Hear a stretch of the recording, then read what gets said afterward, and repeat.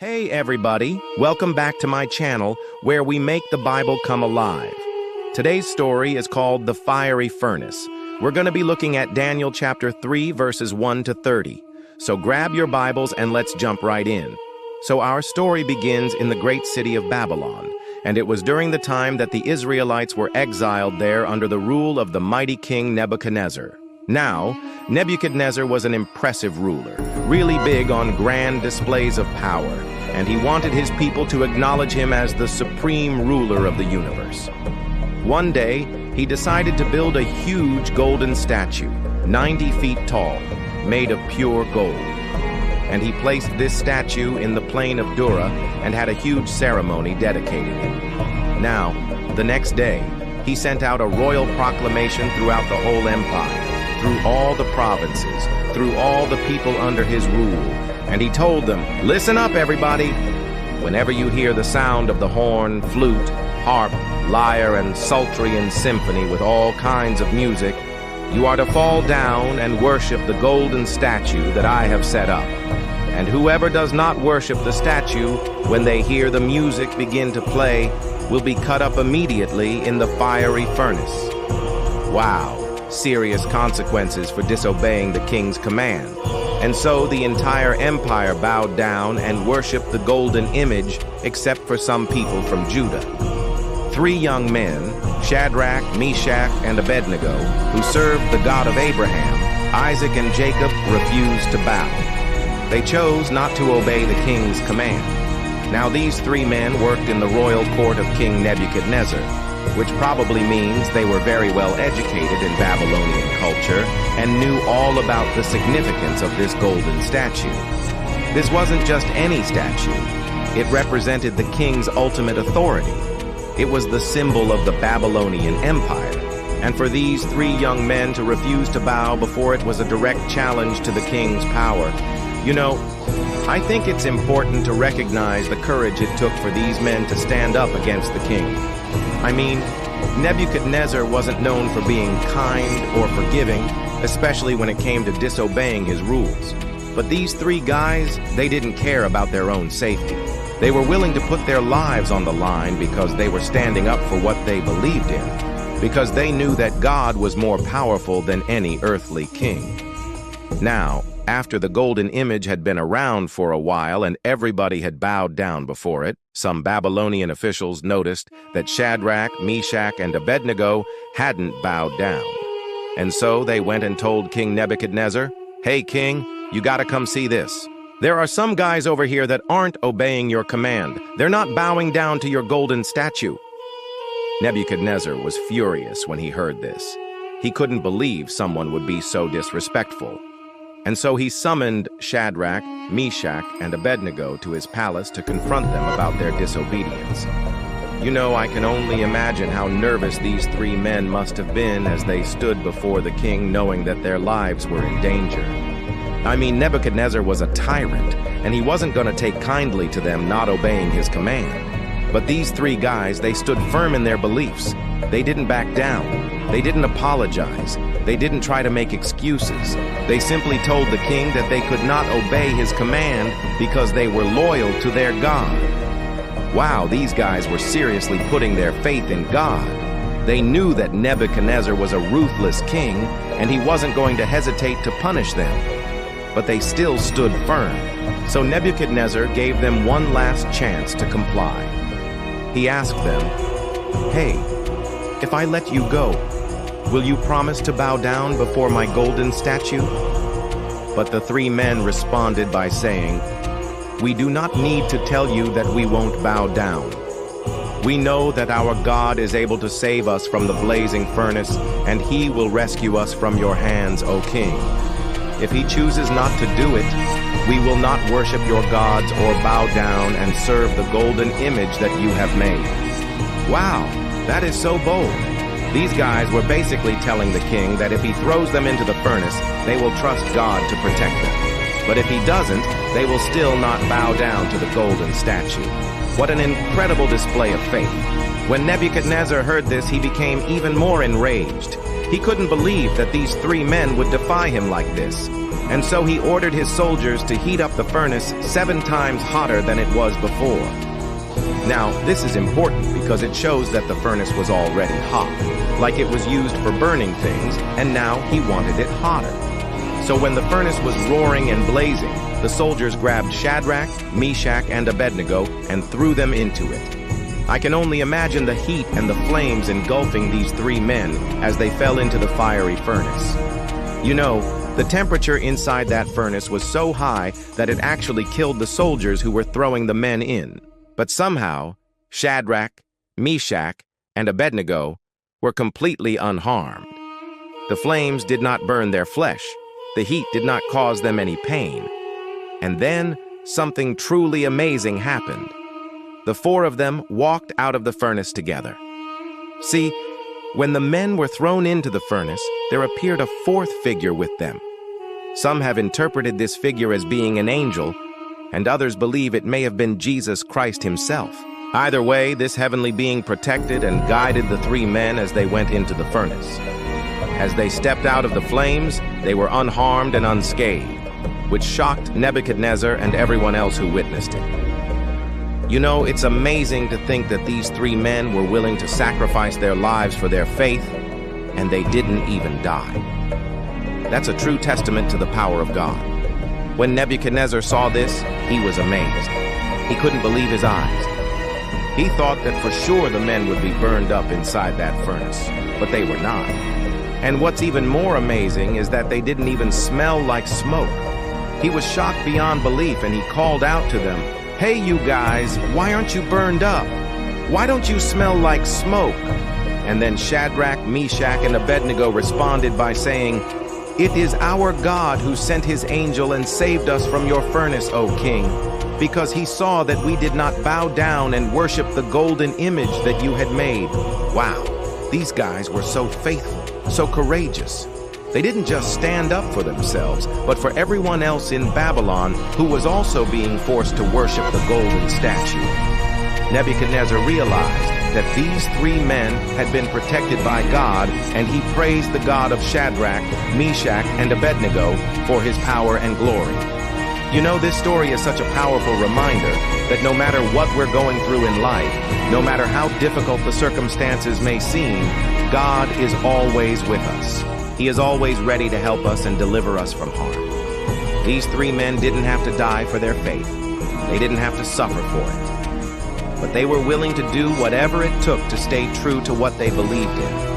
And in the end, God rewarded their faith and protected them. After this experience, Nebuchadnezzar decreed that anyone who tried to harm Shadrach, Meshach, and Abednego would be punished. He also promoted them to positions of authority in Babylon so that they could continue to serve God and help others. What an incredible story of faith, courage, and divine protection. Well, that brings us to the end of today's Bible story.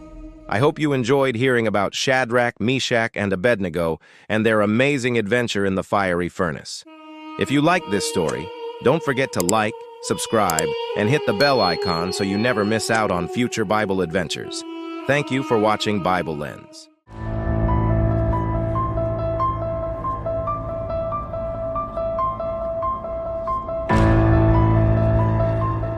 This is the story of Daniel in the lion's den from the book of Daniel, chapter 6. And if you like stories like this, please take the time to subscribe. Now, Daniel had been taken captive from Judah along with many others when the Babylonians invaded and destroyed the city of Jerusalem and burned the temple. He was taken as a young teenager, a slave to the Babylonian Empire. But when the Medo-Persian Empire under Cyrus the Great defeated Babylon, Daniel remained in the city of Babylon. And because of his diligence and his integrity, he was promoted by the new emperor to one of the highest positions in the entire Medo-Persian Empire, second only to the king himself. It was said that among those appointed to work in the empire, none were more distinguished than Daniel. For 30 years, Daniel faithfully served these empires, both the Babylonian and the Medo-Persians, and he gained the respect and admiration of everyone around him. But not everyone was happy for Daniel. There were some other satraps, officials in the empire, who were jealous of the favor that Daniel had with King Darius. and they kept thinking of ways that they could bring him down. These men were clever, and they had a good idea of what Daniel's strong suit was.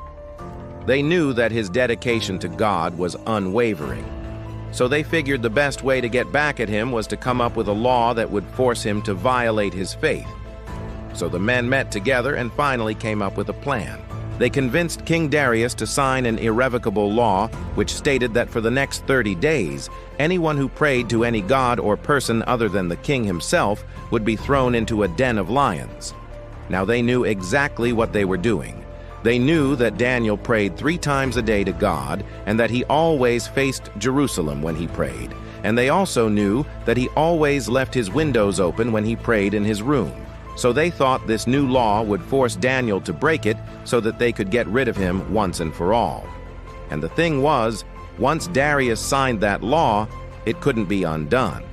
The Medo-Persian laws were very strict, and there was no wiggle space in them. So now Daniel has heard about this new decree and what it says, and he knows he can't hide his faith. Daniel still chose to pray 3 times a day, just like always, facing Jerusalem, with his windows open, not trying to hide a thing. Of course, his accusers were watching him day and night, waiting for him to break the law, and they didn't have to wait long. After Daniel had finished his morning prayer, they went straight to the king and told him that Daniel had broken the law by praying to another god. King Darius was very sad to hear this, because he liked Daniel and knew that he was a man of integrity. He tried everything he could think of to get out of this situation. He looked through the laws to see if there was anything he could use to save Daniel, but there was nothing. No exceptions could be made, because if the law was broken, even one time it would look like the king was not in control. So Darius had no choice. He had to uphold the law, and with a heavy heart, he signed the order to throw Daniel into the den of lions. As he did this, he said to Daniel, "May your God whom you serve continually rescue you." And then Daniel was cast into the lion's den. That night, King Darius could not sleep, and he fasted. And before the sun rose, he was at the den of lions crying out, "O Daniel, servant of the living God, has your God whom you serve continually been able to rescue you from the lions?" Then Daniel answered and said to the king, "My God sent his angel, and he shut the mouths of the lions." And he said, "It was good of you to show such concern for me, but let me explain why I was in no danger. Since the first day that my master separated me from my people and set me in this province, if I have not acted in integrity and devoted myself to seeking God, let the lions have their prey, and let them tear me to pieces, having found me guilty of sin in my service to God." When the king heard that Daniel had been saved, he was overjoyed. He immediately commanded that Daniel be taken out of the den. And when Daniel was brought up, he was unharmed, and so the king was very happy. Daniel had proved his innocence before God and the king, so now Darius had to uphold justice. And he had those who accused Daniel thrown into the den of lions with their families. And as soon as they reached the den, the lions killed them and tore their bodies to pieces. Then the king gave this command: "The God of Daniel is the living God, and he endures forever. His kingdom will not be destroyed, and his dominion will never end. He rescues and he saves." And this pleased the king. And he wrote a proclamation for all people everywhere, saying, "This is what King Darius has decreed concerning all the peoples, nations, and languages who live throughout my realm. You are to be under compulsion to tremble and fear before Daniel's God. He is the living God. He endures forever. His kingdom will not be destroyed, and his dominion will never end. He rescues and he saves." So Daniel prospered during the rest of Darius's reign. So you can read more about Daniel's amazing life in the book of Daniel. Daniel and his friends were taken into captivity. They were teenagers. They were in a foreign country. They were serving a godless government. And they were constantly tempted to compromise their faith, to compromise what they believed to be true. But Daniel and his friends didn't. They stood firm. They chose holiness over sin. They chose God over idols.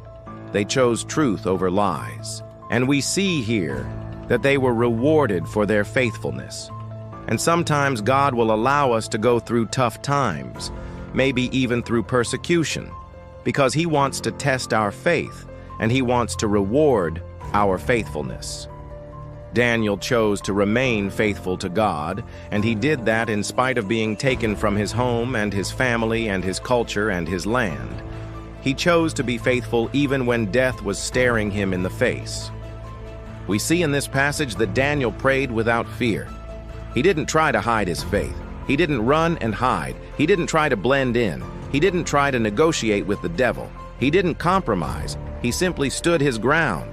And he said, "I'm going to continue to pray to God, and God is going to honor me for that faithfulness." In Daniel's case, he didn't just stand firm in his faith, but he was rewarded for it. Not only did Daniel live to see another day, but his enemies were killed. And the king even made a decree that everyone had to honor Daniel's God. And that's what happens when we stand firm in our faith. Sometimes God will allow us to be persecuted, but He will honor us for our faithfulness. Today, there may be persecution against Christians in some countries, but we should remember the example of Daniel and stand firm in our faith and let God handle the rest. To make sure you do not miss our next video as we continue to explore the stories and lessons of the Bible, don't forget to like, subscribe, and hit the bell icon. Thank you for watching BibleLens.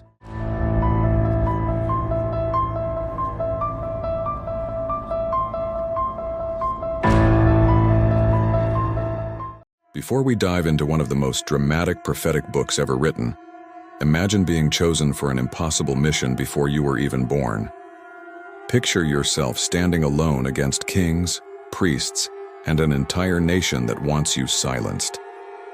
This is the story of a young man who never asked to be a prophet, who cried out that he was too young and didn't know how to speak, yet became the voice of God in the darkest hours of Judah's history.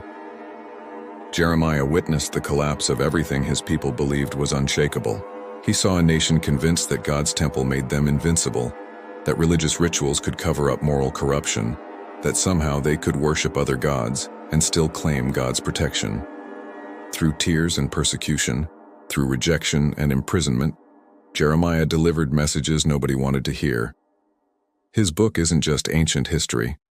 It's a raw, unfiltered account of what happens when a society abandons truth, when leaders fail their people, and when religious institutions become empty shells. Get ready to see the book of Jeremiah like you've never seen it before, because this prophet's journey will challenge everything you think you know about faith, judgment, and the heart of God. The story begins with a young man named Jeremiah, son of Hilkiah, who lived among the priests in Anathoth, a small town in the territory of Benjamin. His life took an unexpected turn during the 13th year of King Josiah's reign in Judah. In chapter 1:4, the word of the Lord came to him with a message that would change everything. God spoke directly to Jeremiah and revealed something extraordinary about his existence. Before Jeremiah was even formed in his mother's womb, God already knew him. Before he was born, God had set him apart and appointed him as a prophet to the nations, as stated in verse 5. This wasn't a choice Jeremiah made for himself.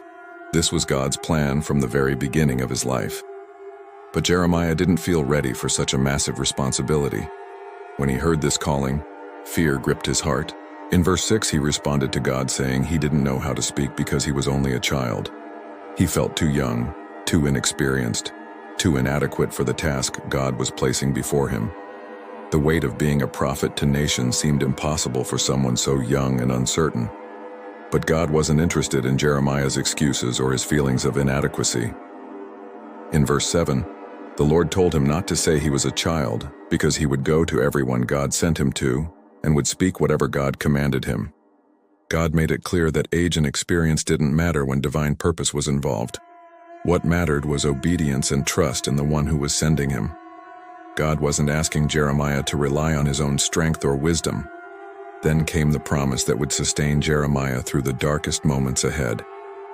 In verse 8, God told him not to be afraid of anyone, because he would be with him and would rescue him. This wasn't just a comforting word. It was a guarantee of divine protection. The road ahead would be dangerous, filled with opposition and threats, but God promised his presence would never leave. In verse 9, the Lord reached out his hand and touched Jeremiah's mouth, physically placing his words into him. God declared that he had put his words in Jeremiah's mouth, transforming this young man into his spokesperson on earth. In verse 10, God explained the nature of Jeremiah's ministry. He appointed him over nations and kingdoms to uproot and tear down, to destroy and overthrow, to build and to plant. This was a ministry of both judgment and restoration, of tearing down what was corrupt and building what was righteous. Jeremiah would be God's instrument to pronounce judgment on rebellious nations and to offer hope for those who would return. The calling was clear, the mission was set, and Jeremiah's life would never be the same. Immediately after his calling, God gave Jeremiah two powerful visions that would define the nature of his ministry and what was coming for Judah. In verse 11 of chapter 1, the Lord asked Jeremiah what he saw. Jeremiah answered that he saw the branch of an almond tree. This wasn't a random image chosen by chance. The almond tree was significant because it was the first tree to bloom in spring, awakening before all others. In verse 12, God explained that Jeremiah had seen correctly because God was watching to see that his word was fulfilled. The Hebrew word for almond tree sounded like the word for watching, creating a wordplay that emphasized God's vigilance over his promises. God was alert and ready to bring his word to pass, just as the almond tree was alert to the changing seasons. Then came the second vision, darker and more ominous than the first. In verse 13, the word of the Lord came to Jeremiah again, asking what he saw. This time, Jeremiah saw a boiling pot tilting away from the north. The image was troubling, like a cauldron filled with scalding contents about to pour out in a specific direction. In verse 14, God interpreted this vision, explaining that disaster would be poured out from the north on all who lived in the land.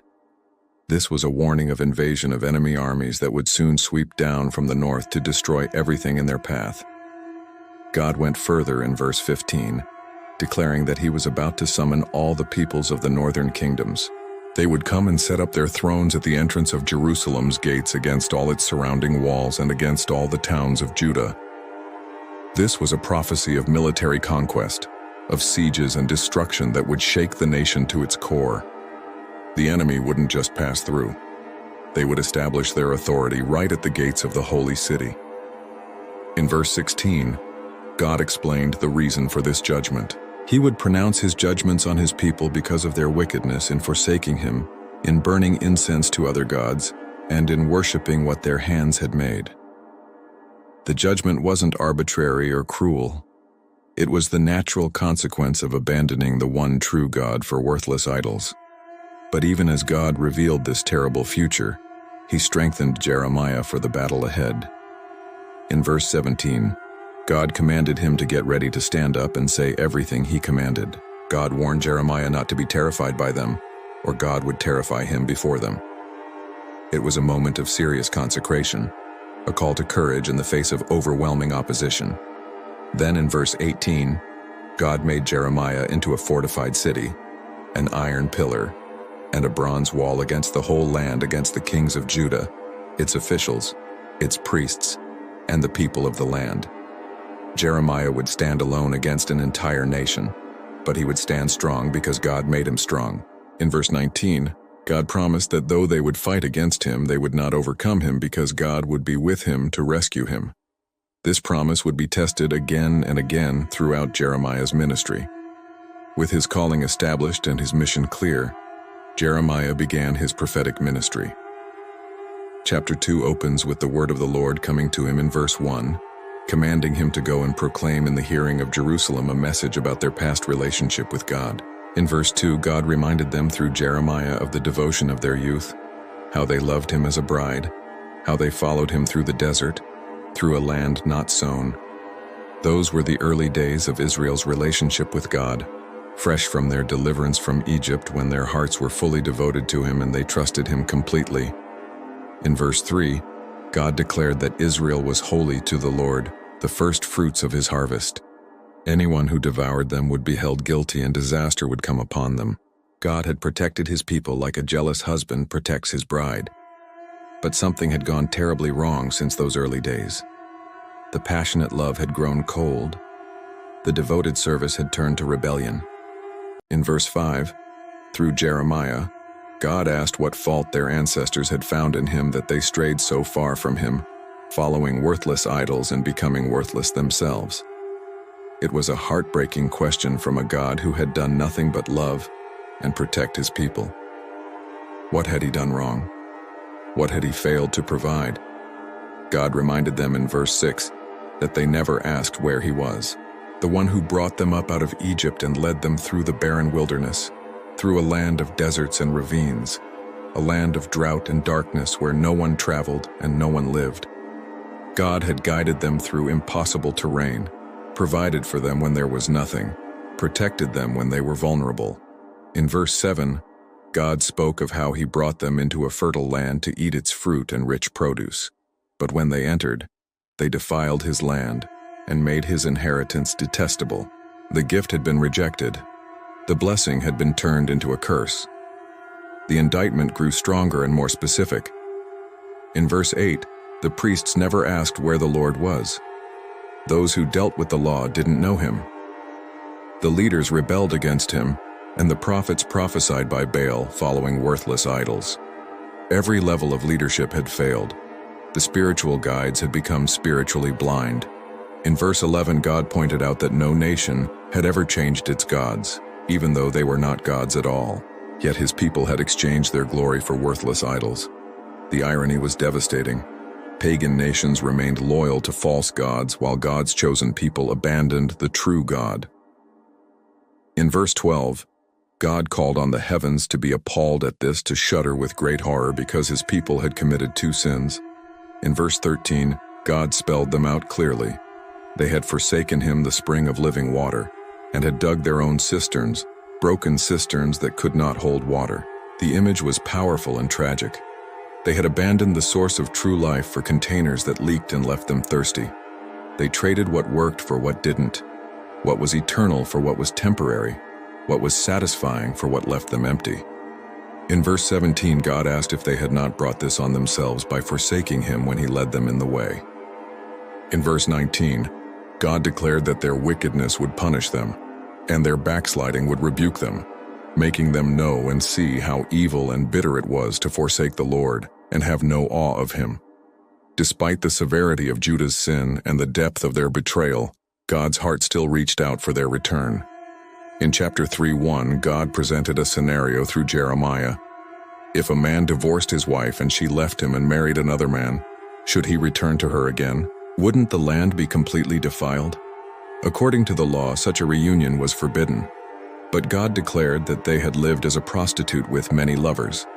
Yet he was still calling them to return to him. The mercy in this invitation was staggering, given how deeply they had betrayed him. God was willing to break his own principles to bring his people back. In verse 6, during the reign of King Josiah, the Lord asked Jeremiah if he had seen what faithless Israel had done, going up on every high hill and under every spreading tree and committing adultery there. God thought that after she had done all this, she would return to him, but she didn't. As stated in verse 7, her unfaithful sister Judah saw this, witnessed Israel's punishment, and should have learned from it. Yet in verse 8, even after God gave faithless Israel her certificate of divorce and sent her away because of all her adulteries, Judah had no fear and went out and committed adultery too. Judah watched her sister nation destroyed for idolatry and thought she could get away with the same sin. In verse 10, God observed that in spite of all this, Judah's unfaithful sister didn't return to him with all her heart, but only in pretense. There had been religious reforms under King Josiah, but the people's hearts hadn't truly changed. They went through the motions without genuine repentance. Yet, God's desire for restoration remained. In verse 12, God commanded Jeremiah to proclaim these words toward the north, calling faithless Israel to return, because God was merciful and would not be angry forever. The invitation was open. The door was not closed. The only requirement was stated in verse 13. Acknowledge your guilt that you have rebelled against the Lord your God, scattered your favors to foreign gods under every spreading tree, and have not obeyed him. God wasn't asking for elaborate rituals or expensive sacrifices. He wanted honesty, admission of wrong, and a genuine turning back to Him. In verse 14, God called them to return because He was their husband, promising to choose them and bring them to Zion. In verse 22, God called to the faithless children to return and He would cure them of backsliding. The promise was healing, restoration, and renewed relationship. The call to repentance carried with it a warning of what would happen if they refused to turn back to God. Chapter 4 shifts from invitation to warning. In verse 1, God declared that if Israel would return, they should return to Him. If they put their detestable idols out of His sight and no longer went astray, and if in a truthful, just, and righteous way they swore by His name, then the nations would be blessed by Him, and in Him they would glory. The choice was theirs. Return and live, or refuse, and face the consequences. In verse 3, God told the men of Judah and people of Jerusalem to break up their unplowed ground and not to sow among thorns. Their hearts had become hard like packed earth, unable to receive God's word. In verse 4, He commanded them to circumcise themselves to the Lord. To circumcise their hearts, or His wrath would break out and burn like fire because of the evil they had done. External religion wasn't enough. God wanted internal transformation. Then came the announcement of judgment. In verse 5, God instructed Jeremiah to announce in Judah and proclaim in Jerusalem to sound the trumpet throughout the land, crying aloud and saying to gather together and flee to the fortified cities. In verse 6, the message was urgent. Raise the signal to go to Zion. Flee for safety without delay, because God was bringing disaster from the north, even terrible destruction. The time for warning was running out. Action needed to be taken immediately. The imagery became vivid and terrifying. In verse 7, God described a lion coming up from his thicket, a destroyer of nations who had set out and left his place to lay waste their land. Their towns would lie in ruins without inhabitant. In verse 13, the enemy was compared to clouds, his chariots like a whirlwind, his horses swifter than eagles, bringing woe because they were ruined. The invasion was depicted as an overwhelming force that would sweep through the land with devastating speed and power. There would be no escape, no defense strong enough to withstand it. In verse 19, Jeremiah himself seemed to cry out in anguish, expressing the pain he felt at what was coming. He wrote of his anguish, how his heart pounded within him, how he couldn't keep silent because he had heard the sound of the trumpet and the battle cry. In verse 20, disaster followed disaster with the whole land laid waste. Suddenly his tents were destroyed, his shelter in a moment. The prophet was so connected to his people that their future suffering became his present agony. He felt their pain before it even happened. The people of Judah had developed a dangerous belief that as long as the temple stood in Jerusalem, they were safe from judgment. They thought God's presence in the temple guaranteed their protection regardless of how they lived. Chapter 7 addresses this false confidence directly and forcefully. In verse 1, the word came to Jeremiah from the Lord. And in verse 2, God commanded him to stand at the gate of the Lord's house and proclaim a message to all the people of Judah who came to worship there. This wasn't a private word. It was a public confrontation. In verse 3, God declared through Jeremiah that if they really changed their ways and actions and dealt with each other justly, then He would let them live in that place. The condition was clear. Genuine change in behavior, not just religious ritual. But in verse 4, God warned them not to trust in deceptive words that said the temple of the Lord. The temple of the Lord was there, as if this repetition was some kind of magic formula for protection. The people had turned the temple into a good luck charm, believing its mere existence made them safe.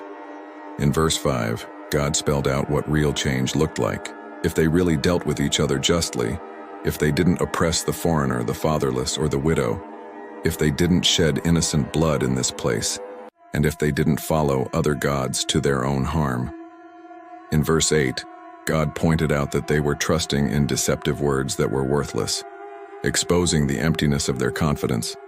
Their trust was misplaced, and their security was an illusion. God then listed their sins in verse 9, asking if they would steal and murder, commit adultery and perjury, burn incense to Baal, and follow other gods they had not known. The list was shocking in its scope and severity. In verse 10, God pointed out the hypocrisy.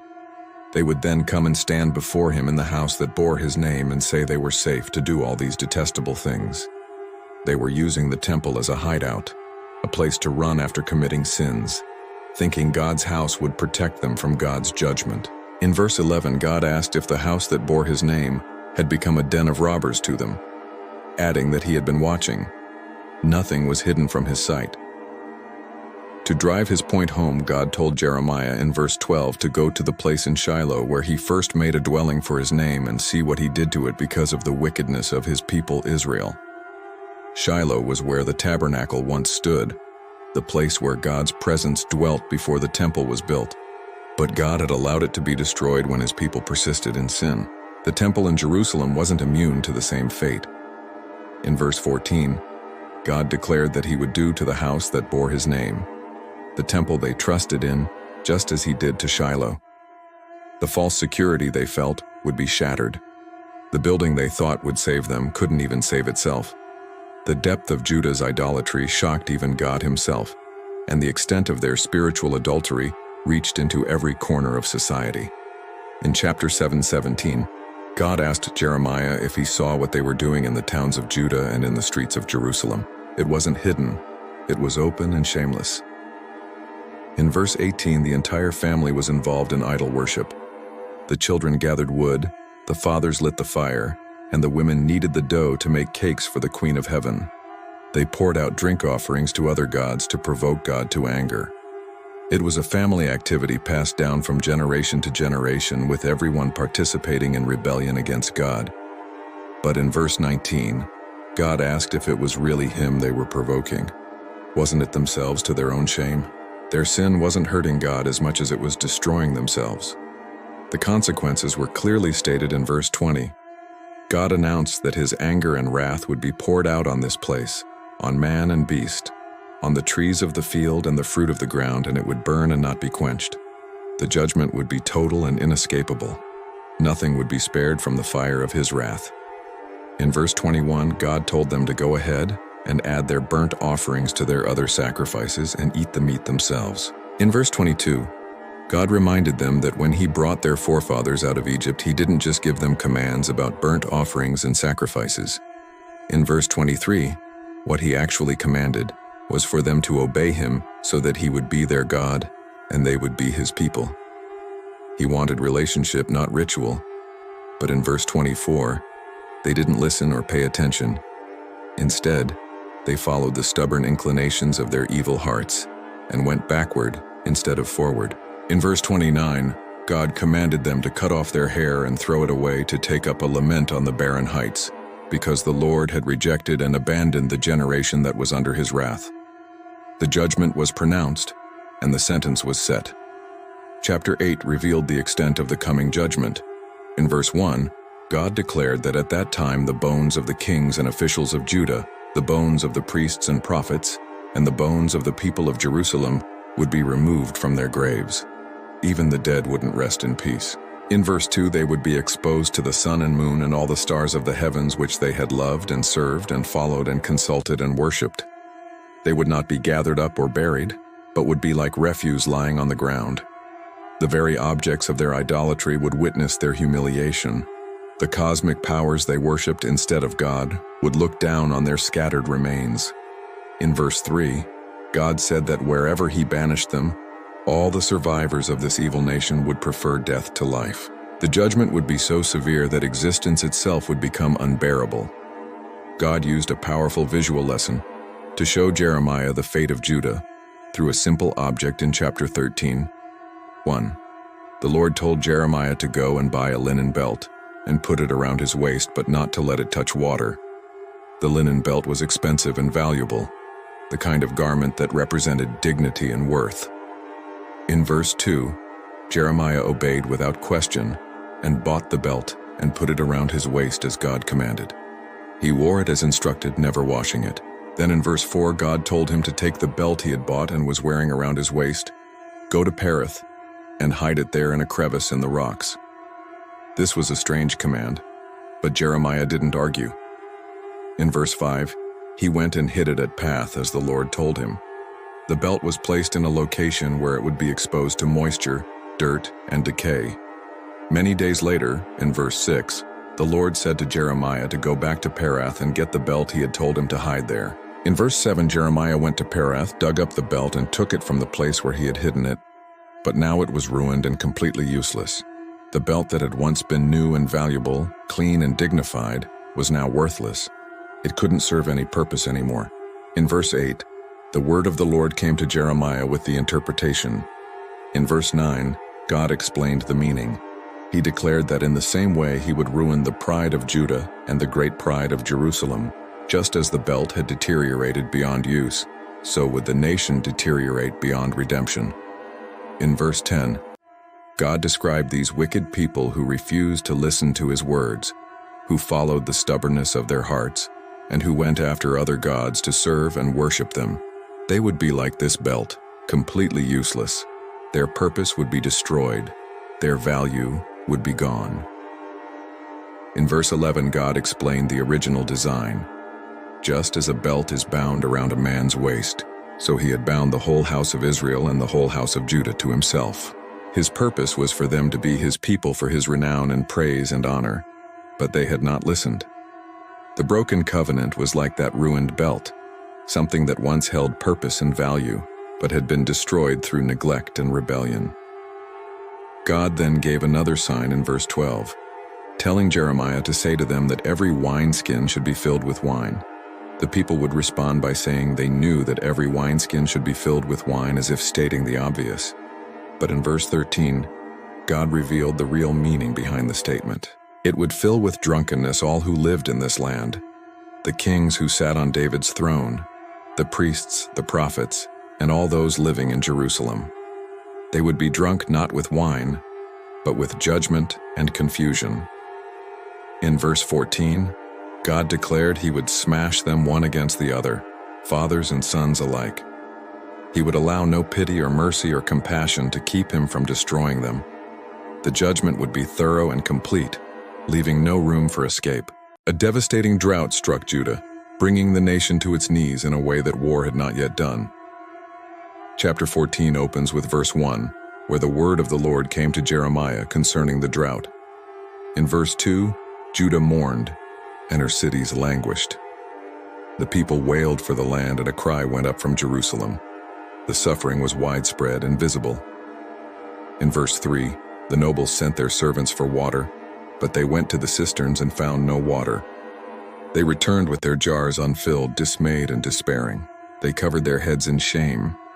The land itself suffered alongside the people. In verse 4, the ground was cracked because there was no rain in the land, and the farmers were dismayed and covered their heads. Even the wildlife couldn't escape the judgment.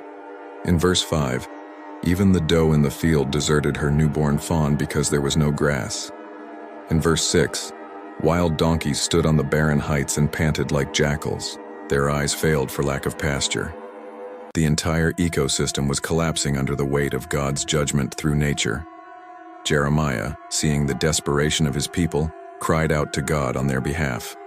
In verse 7, he acknowledged their wickedness and admitted that their sins testified against them. He pleaded with God to do something for the sake of his name, confessing that their backsliding was great and they had sinned against him. In verse 8, Jeremiah called God the hope of Israel, its savior in times of distress, asking why he was like a stranger in the land, like a traveler who stayed only a night. In verse 9, he asked why God seemed like a man taken by surprise, like a warrior powerless to save. Yet he reminded God that they were his people and bore his name, begging him not to forsake them. But God's response was harsh and unexpected. In verse 10, the Lord said about this people that they loved to wander and didn't restrain their feet. He declared that he didn't accept them and would now remember their wickedness and punish them for their sins. Then came the command that must have broken Jeremiah's heart. In verse 11, the Lord told Jeremiah not to pray for the well-being of this people. God was forbidding intercession, shutting the door on the prophet's pleas. In verse 12, God explained that although they fasted, he would not listen to their cry. Though they offered burnt offerings and grain offerings, he would not accept them. Instead, he would destroy them with the sword, famine, and plague. The 3 instruments of judgment were named, and there was no escaping them. Jeremiah tried one more approach. In verse 13, he said to the Lord that the prophets kept telling the people they wouldn't see the sword or suffer famine, that God would give them lasting peace in this place. Jeremiah was pointing out that false prophets were contradicting God's true message. But God's response in verse 14 was clear and damning. The Lord said to him that the prophets were prophesying lies in his name. He had not sent them or appointed them or spoken to them. They were prophesying false visions, divinations, idolatries, and the delusions of their own minds. In verse 15, God pronounced judgment on these lying prophets. He declared that those prophets who were prophesying in his name, though he didn't send them, and who were saying no sword or famine would touch this land, would themselves perish by sword and famine. In verse 16, the people who were listening to them would be thrown out into the streets of Jerusalem because of the famine and sword, with no one to bury them, their wives, sons, or daughters. God would pour out on them the calamity they deserved. God asked something unusual and difficult from Jeremiah, something that would set him apart from everyone around him. In chapter 16:1, the word of the Lord came to Jeremiah with a personal command. In verse 2, God told him clearly that he must not marry and have sons or daughters in this place. This wasn't a suggestion or a spiritual discipline, it was a direct order. In a culture where marriage and children were expected, where being unmarried was considered strange and even shameful, Jeremiah was commanded to remain alone. God explained the reason behind this command in verse 3. He said that concerning the sons and daughters born in this land and the women who were their mothers and the men who were their fathers in verse 4, they would die of deadly diseases. They wouldn't be mourned or buried, but would be like refuse lying on the ground. They would perish by sword and famine, and their dead bodies would become food for the birds of the air and the beasts of the earth. Jeremiah's celibacy was a living prophecy, a sign that bringing children into this doomed society was pointless because they had no future. But the command went beyond marriage. In verse 5, the Lord told Jeremiah not to enter a house where there was a funeral meal.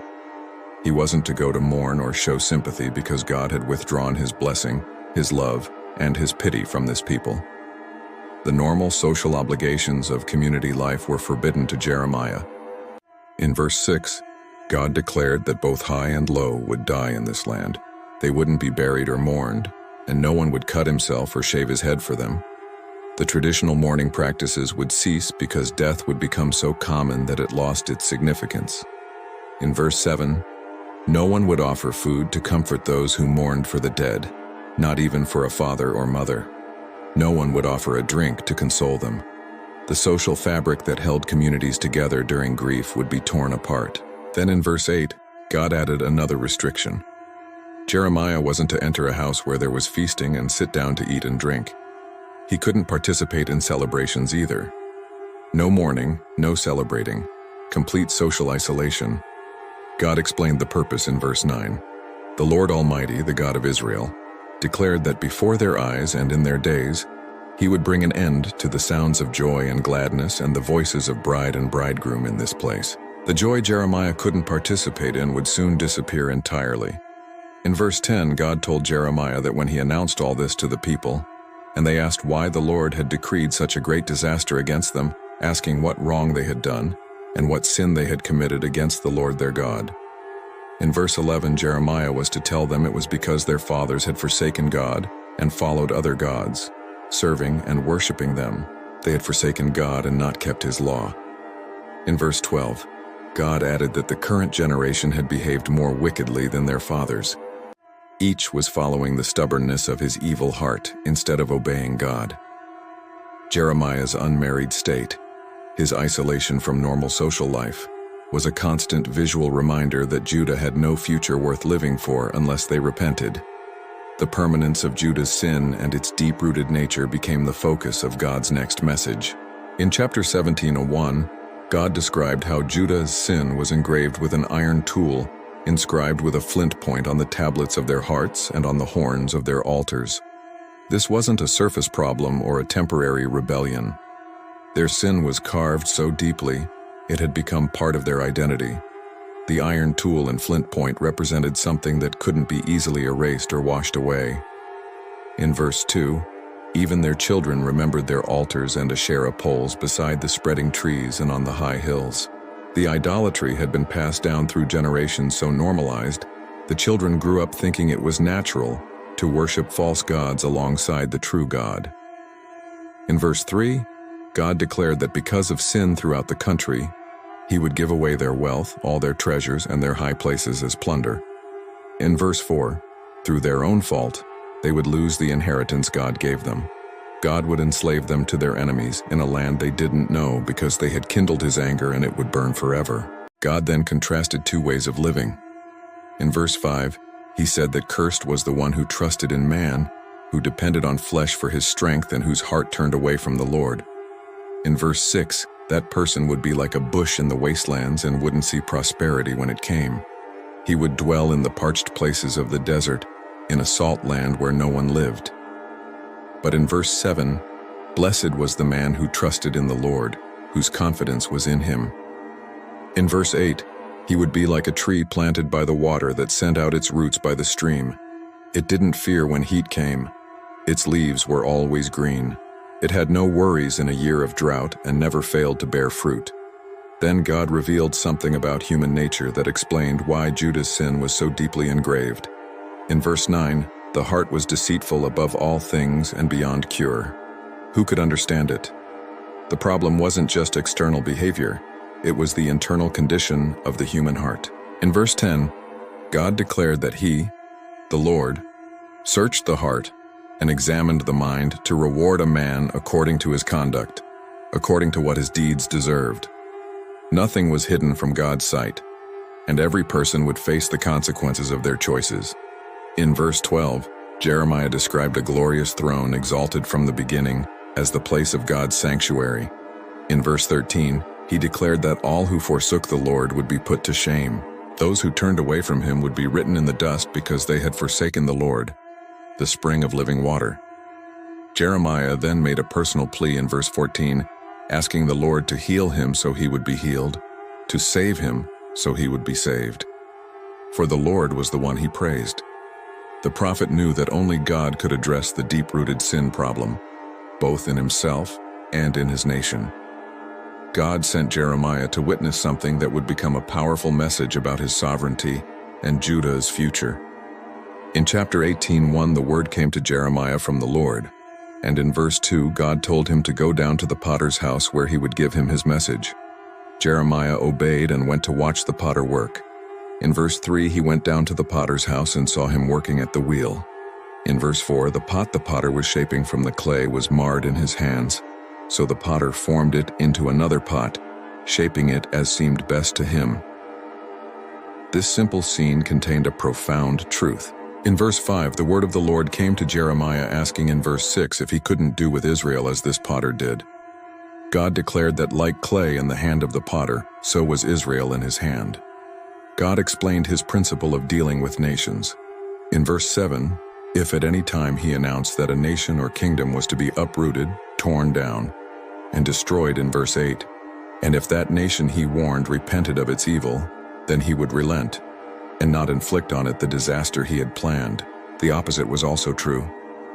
In verse 9, if at another time He announced that a nation or kingdom was to be built up and planted in verse 10, and if it did evil in His sight and didn't obey Him, then He would reconsider the good He had intended to do for it.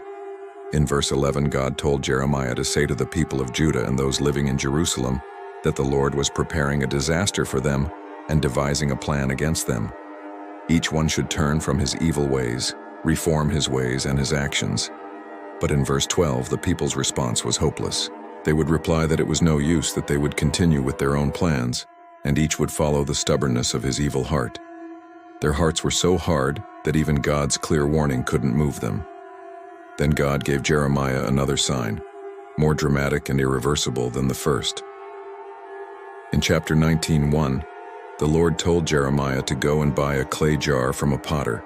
He was to take along some of the elders of the people and of the priests. In verse 2, and go out to the valley of Ben Hinnom near the entrance of the potter gate. There he was to proclaim the words God would tell him. In verse 3, Jeremiah was to say that kings of Judah and people of Jerusalem should hear the word of the Lord.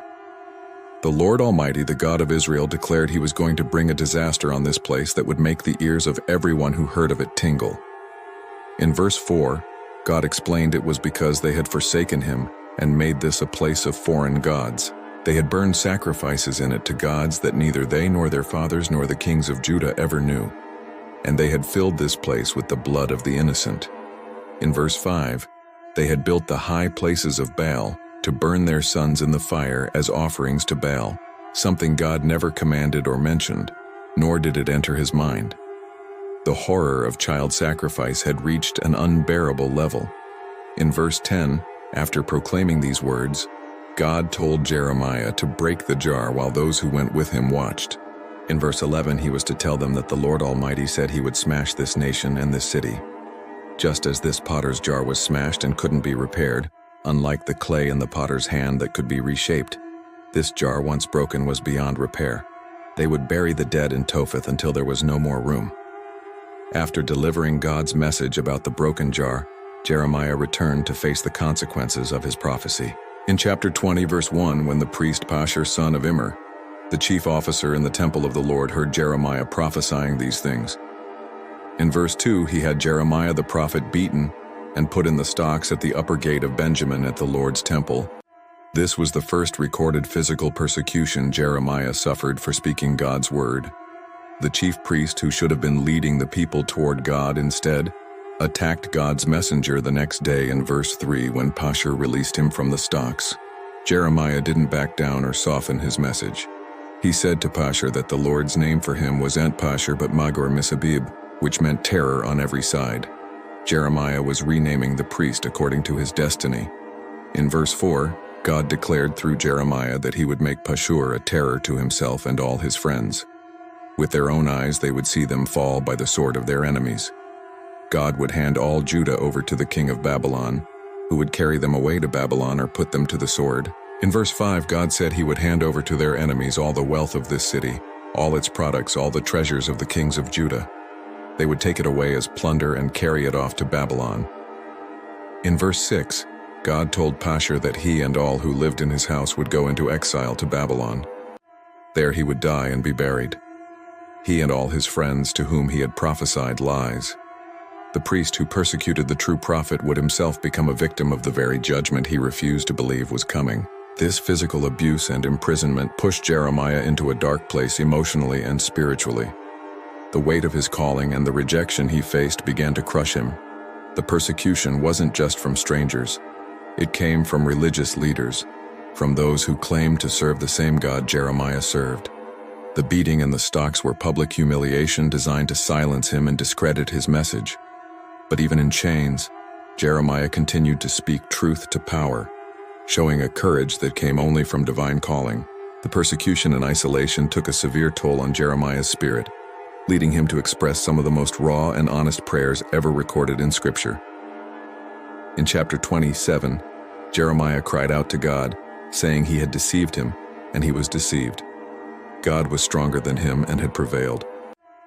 Jeremiah had become a laughingstock all day long, and everyone mocked him. These were shocking words from a prophet, accusing God of deception. But God allowed them to be recorded, showing that honest struggle with God was permitted. In verse 8, Jeremiah explained that whenever he spoke, he cried out proclaiming violence and destruction. So the word of the Lord had brought him insult and reproach all day long. The message God gave him to deliver made him hated by everyone around him. But in verse 9, when Jeremiah tried to stop prophesying, saying he wouldn't mention God or speak anymore in his name, God's word was in his heart like a fire shut up in his bones. He was weary of holding it in, and indeed he couldn't. The calling was so strong that silence was impossible, even though speaking brought suffering. In verse 10, Jeremiah heard many whispering about him. Terror was on every side, the same phrase he had spoken over Pashur. People were saying to report him, and they would report him. All his friends were waiting for him to slip, saying perhaps he would be deceived so they could prevail over him and take their revenge on him. The prophet was surrounded by enemies, even among those he once called friends. But in verse 11, Jeremiah declared that the Lord was with him like a mighty warrior. So his persecutors would stumble and not prevail. They would fail and be thoroughly disgraced because they wouldn't succeed. Their dishonor would never be forgotten. In verse 12, Jeremiah called on the Lord Almighty, who examined the righteous and probed the heart and mind, asking to see God's vengeance upon them.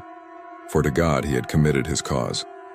Then in verse 13, his mood shifted dramatically. He sang to the Lord and gave praise to the Lord because he rescued the life of the needy from the hands of the wicked. But the emotional swing wasn't over.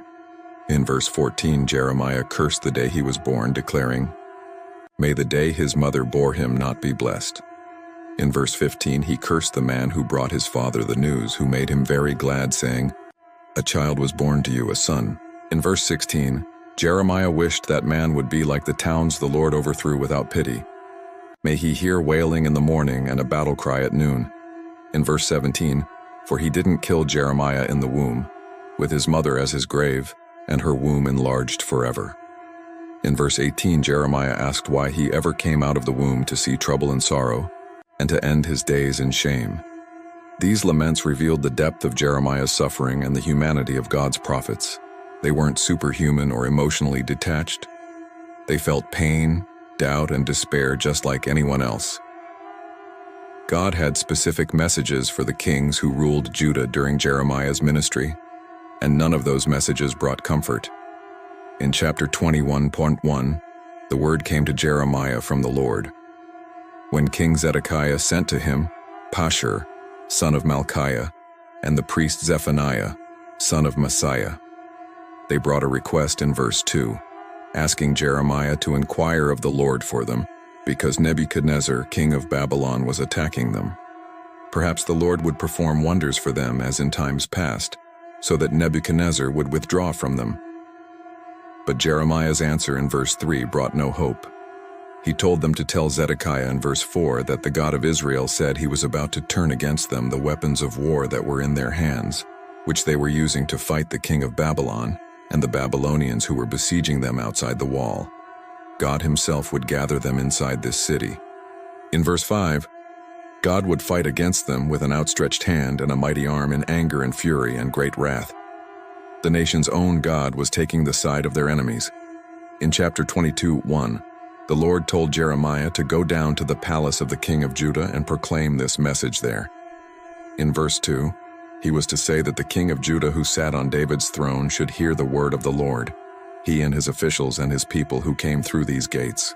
In verse 3, God commanded them to do what was just and right, to rescue from the hand of his oppressor, the one who had been robbed, to do no wrong, or violence to the alien, the fatherless, or the widow, and not to shed innocent blood in this place.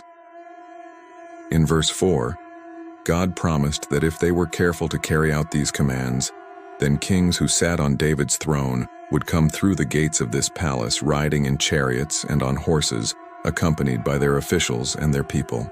But in verse 5, if they didn't obey these commands, God swore by himself that this palace would become a ruin. Then God spoke specifically about King Jehoiakim in verse 13. Woe to him who built his palace by unrighteousness, his upper rooms by injustice, making his countrymen work for nothing, not paying them for their labor. In verse 18, God declared that concerning Jehoiakim, son of Josiah, king of Judah, they wouldn't mourn for him, saying, "Alas, my brother," or "Alas, my sister." They wouldn't mourn for him, saying, "Alas, my master," or "Alas, his splendor." In verse 19, he would have the burial of a donkey dragged away and thrown outside the gates of Jerusalem. The king who lived in luxury, built on injustice, would die in disgrace. In verse 24, God swore that even if Jeconiah, son of Jehoiakim, king of Judah, were a signet ring on his right hand, he would still pull him off. In verse 28, God asked if this man, Jeconiah, was a despised, broken pot, an object no one wanted. Why would he and his children be hurled out and cast into a land they didn't know? The conflict between true and false prophecy reached its peak as God addressed the lying prophets who were misleading the people. In chapter 23:1, woe to the shepherds who were destroying and scattering the sheep of God's pasture. In verse 2, God said to the shepherds who tended his people that because they had scattered his flock and driven them away and hadn't bestowed care on them, he would bestow punishment on them for the evil they had done, but God would also restore. In verse 3, he himself would gather the remnant of his flock out of all the countries where he had driven them and would bring them back to their pasture, where they would be fruitful and increase in number. Then God turned his attention to the prophets themselves. In verse 9, concerning the prophets, Jeremiah's heart was broken within him, and all his bones trembled. He was like a drunken man, like a man overcome by wine because of the Lord and his holy words. In verse 10, the land was full of adulterers, and because of this the land lay under a curse. The pastures of the desert were withered, and the prophets followed an evil course and used their power unjustly. In verse 11, both prophet and priest were godless. Even in God's temple God had found their wickedness. In verse 13, among the prophets of Samaria, God saw something repulsive. They prophesied by Baal and led his people Israel astray. In verse 14, among the prophets of Jerusalem he saw something horrible. They committed adultery and lived a lie. They strengthened the hands of evildoers so that no one turned from his wickedness. They were all like Sodom to him, and the people of Jerusalem like Gomorrah. In verse 16, God commanded the people not to listen to what the prophets were prophesying to them. They were filling them with false hopes. They spoke visions from their own minds, not from the mouth of the Lord. In verse 17, they kept saying to those who despised God that the Lord said they would have peace. And to all who followed the stubbornness of their hearts, they said no harm would come to them. But in verse 18, God asked who had stood in the counsel of the Lord to see or hear his word, who had listened and heard his word. In verse 21, God declared, he didn't send these prophets yet. They ran with their message. He didn't speak to them, yet they prophesied. In verse 22, if they had stood in his counsel, they would have proclaimed his words to his people and would have turned them from their evil ways and from their evil deeds. In verse 25, God said he had heard what the prophets said, who prophesied lies in his name, claiming they had a dream. In verse 26, how long would this continue in the hearts of these lying prophets who prophesied the delusions of their own minds? In verse 28, God said, let the prophet who had a dream tell his dream, but let the one who had his word speak it faithfully. What had straw to do with grain? In verse 29, wasn't God's word like fire and like a hammer that broke a rock in pieces? In verse 30, God declared he was against the prophets who stole from one another words, supposedly from him. In verse 31, he was against the prophets who wagged their own tongues and yet declared the Lord declares. In verse 32, God was against those who prophesied false dreams. They told them and led his people astray with their reckless lies. Yet he didn't send or appoint them. They didn't benefit these people in the least. The distinction between true and false prophecy was clear, and judgment awaited those who spoke lies in God's name. God gave Jeremiah another dramatic sign to perform, one that would make his message impossible to ignore. In chapter 27:1, early in the reign of Zedekiah, son of Josiah, king of Judah, this word came to Jeremiah from the Lord.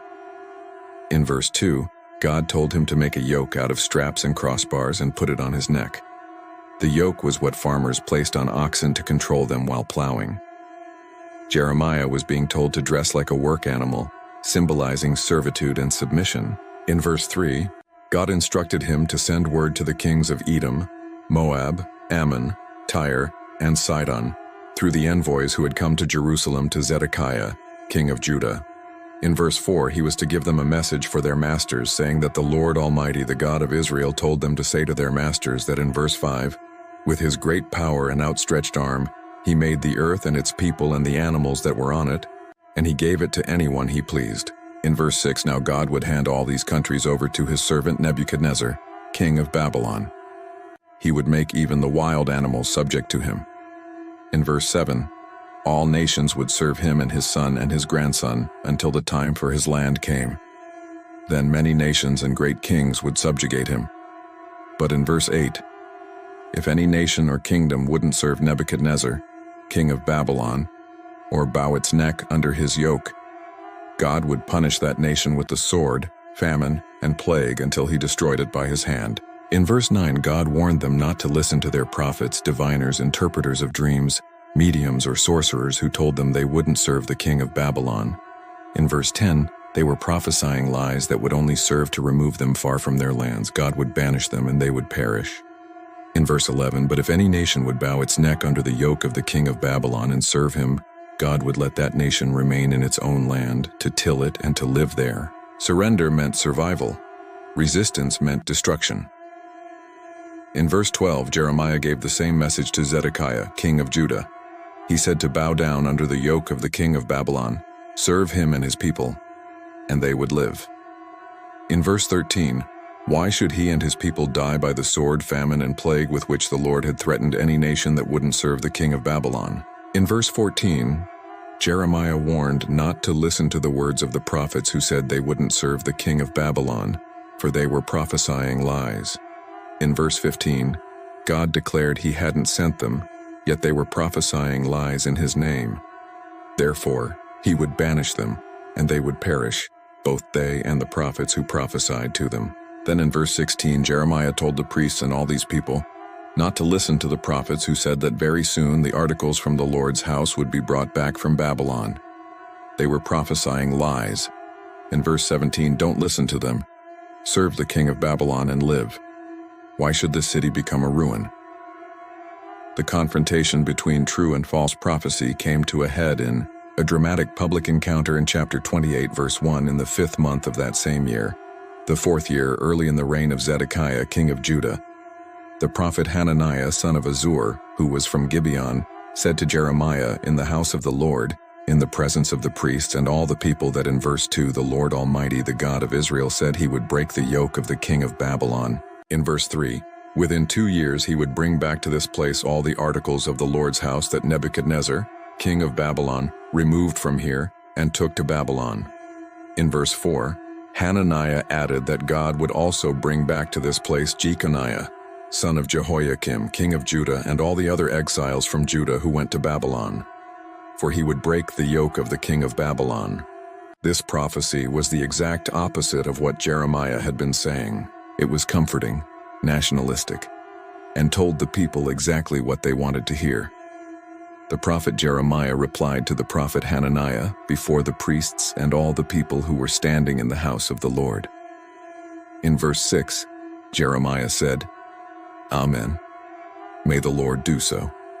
May the Lord fulfill the words Hananiah had prophesied by bringing the articles of the Lord's house and all the exiles back to this place from Babylon. But Jeremiah wasn't agreeing with Hananiah. In verse 7 he said, nevertheless, listen to what he had to say in his hearing and in the hearing of all the people. In verse 8, from early times, the prophets who preceded both Jeremiah and Hananiah had prophesied war, disaster, and plague against many countries and great kingdoms. In verse 9, but the prophet who prophesied peace would be recognized as one truly sent by the Lord only if his prediction came true. True prophecy had a track record of warning about judgment, while false prophecy promised easy peace. In verse 10, then the prophet Hananiah took the yoke off the neck of the prophet Jeremiah and broke it. In verse 11, he said, before all the people, that the Lord said in the same way, he would break the yoke of Nebuchadnezzar, king of Babylon, off the neck of all the nations within 2 years. At this, the prophet Jeremiah went on his way. It appeared that Hananiah had won the confrontation. He broke the yoke, made his bold prediction, and Jeremiah walked away without responding.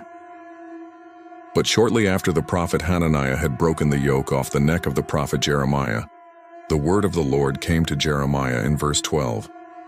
In verse 13, God told him to go and tell Hananiah that the Lord said he had broken a wooden yoke, but in its place he would get a yoke of iron.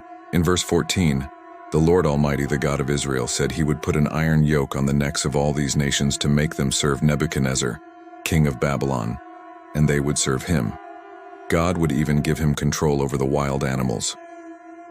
Then in verse 15, the prophet Jeremiah said to Hananiah, the prophet, that he should listen, that the Lord hadn't sent him, yet he had persuaded this nation to trust in lies. In verse 16, therefore, the Lord said he was about to remove Hananiah from the face of the earth. This very year he was going to die because he had preached rebellion against the Lord. The judgment was specific and immediate. In verse 17, in the 7th month of that same year, Hananiah the prophet died. The false prophet who promised peace was dead within 2 months of his confrontation with Jeremiah, proving who spoke God's true word. With some of the people already in exile in Babylon, Jeremiah wrote them a letter with instructions for how to live in captivity. Chapter 29, 1 states, "This was the text of the letter that the prophet Jeremiah sent from Jerusalem to the surviving elders among the exiles, and to the priests, the prophets, and all the other people Nebuchadnezzar had carried into exile from Jerusalem to Babylon." In verse 4, the Lord Almighty, the God of Israel, said to all those he carried into exile from Jerusalem to Babylon, in verse 5, "Build houses and settle down, plant gardens and eat what they produce." In verse 6, "They should marry and have sons and daughters, find wives for their sons, and give their daughters in marriage, so that they too may have sons and daughters.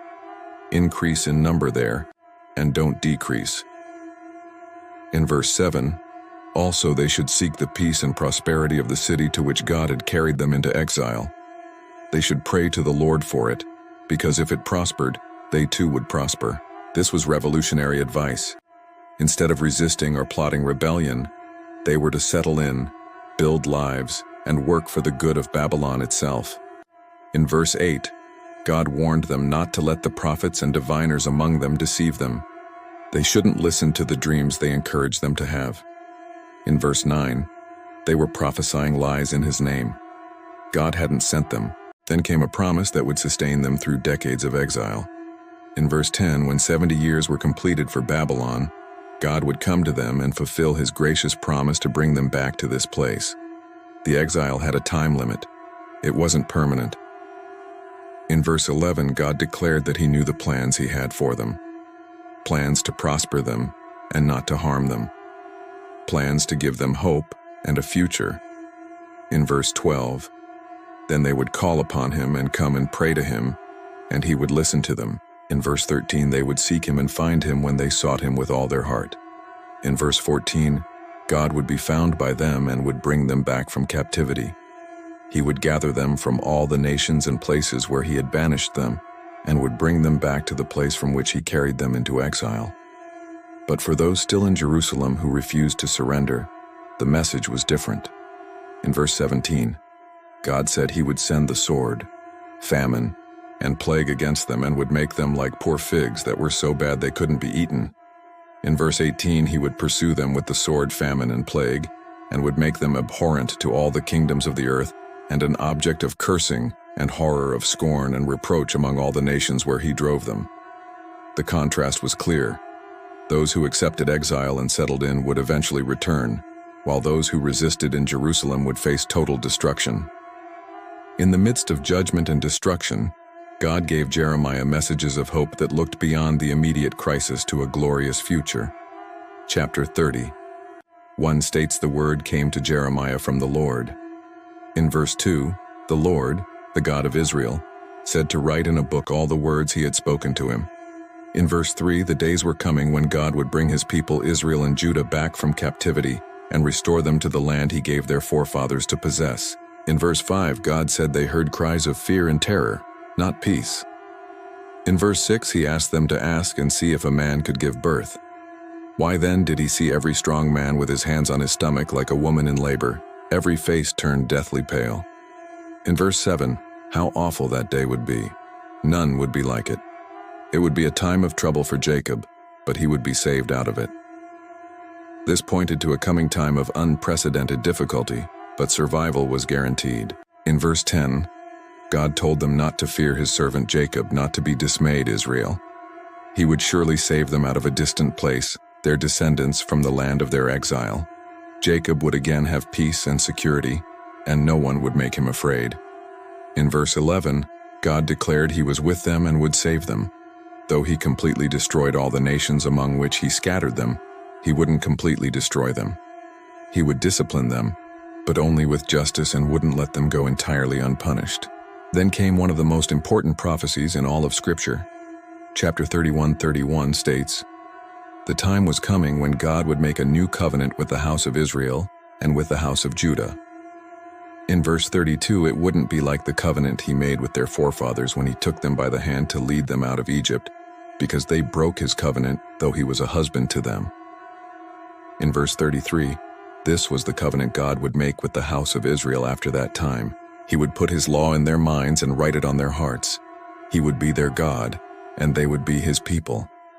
In verse 34, no longer would a man teach his neighbor or a man his brother, saying, "Know the Lord," because they would all know him, from the least of them to the greatest, for God would forgive their wickedness and would remember their sins no more. This new covenant would be internal rather than external, written on hearts rather than stone tablets. It would bring complete forgiveness and direct knowledge of God for everyone, not just priests and prophets.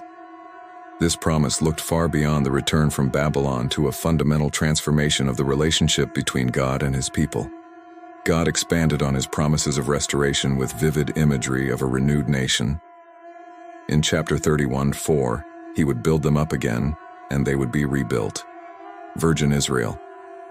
Again, they would take up their tambourines and go out to dance with the joyful. In verse 5, again they would plant vineyards on the hills of Samaria, and the farmers would plant them and enjoy their fruit. The picture was of normal life restored, of agriculture and celebration, of productivity and joy.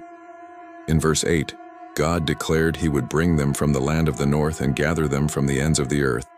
Among them would be the blind and the lame, expectant mothers and women in labor. A great throng would return.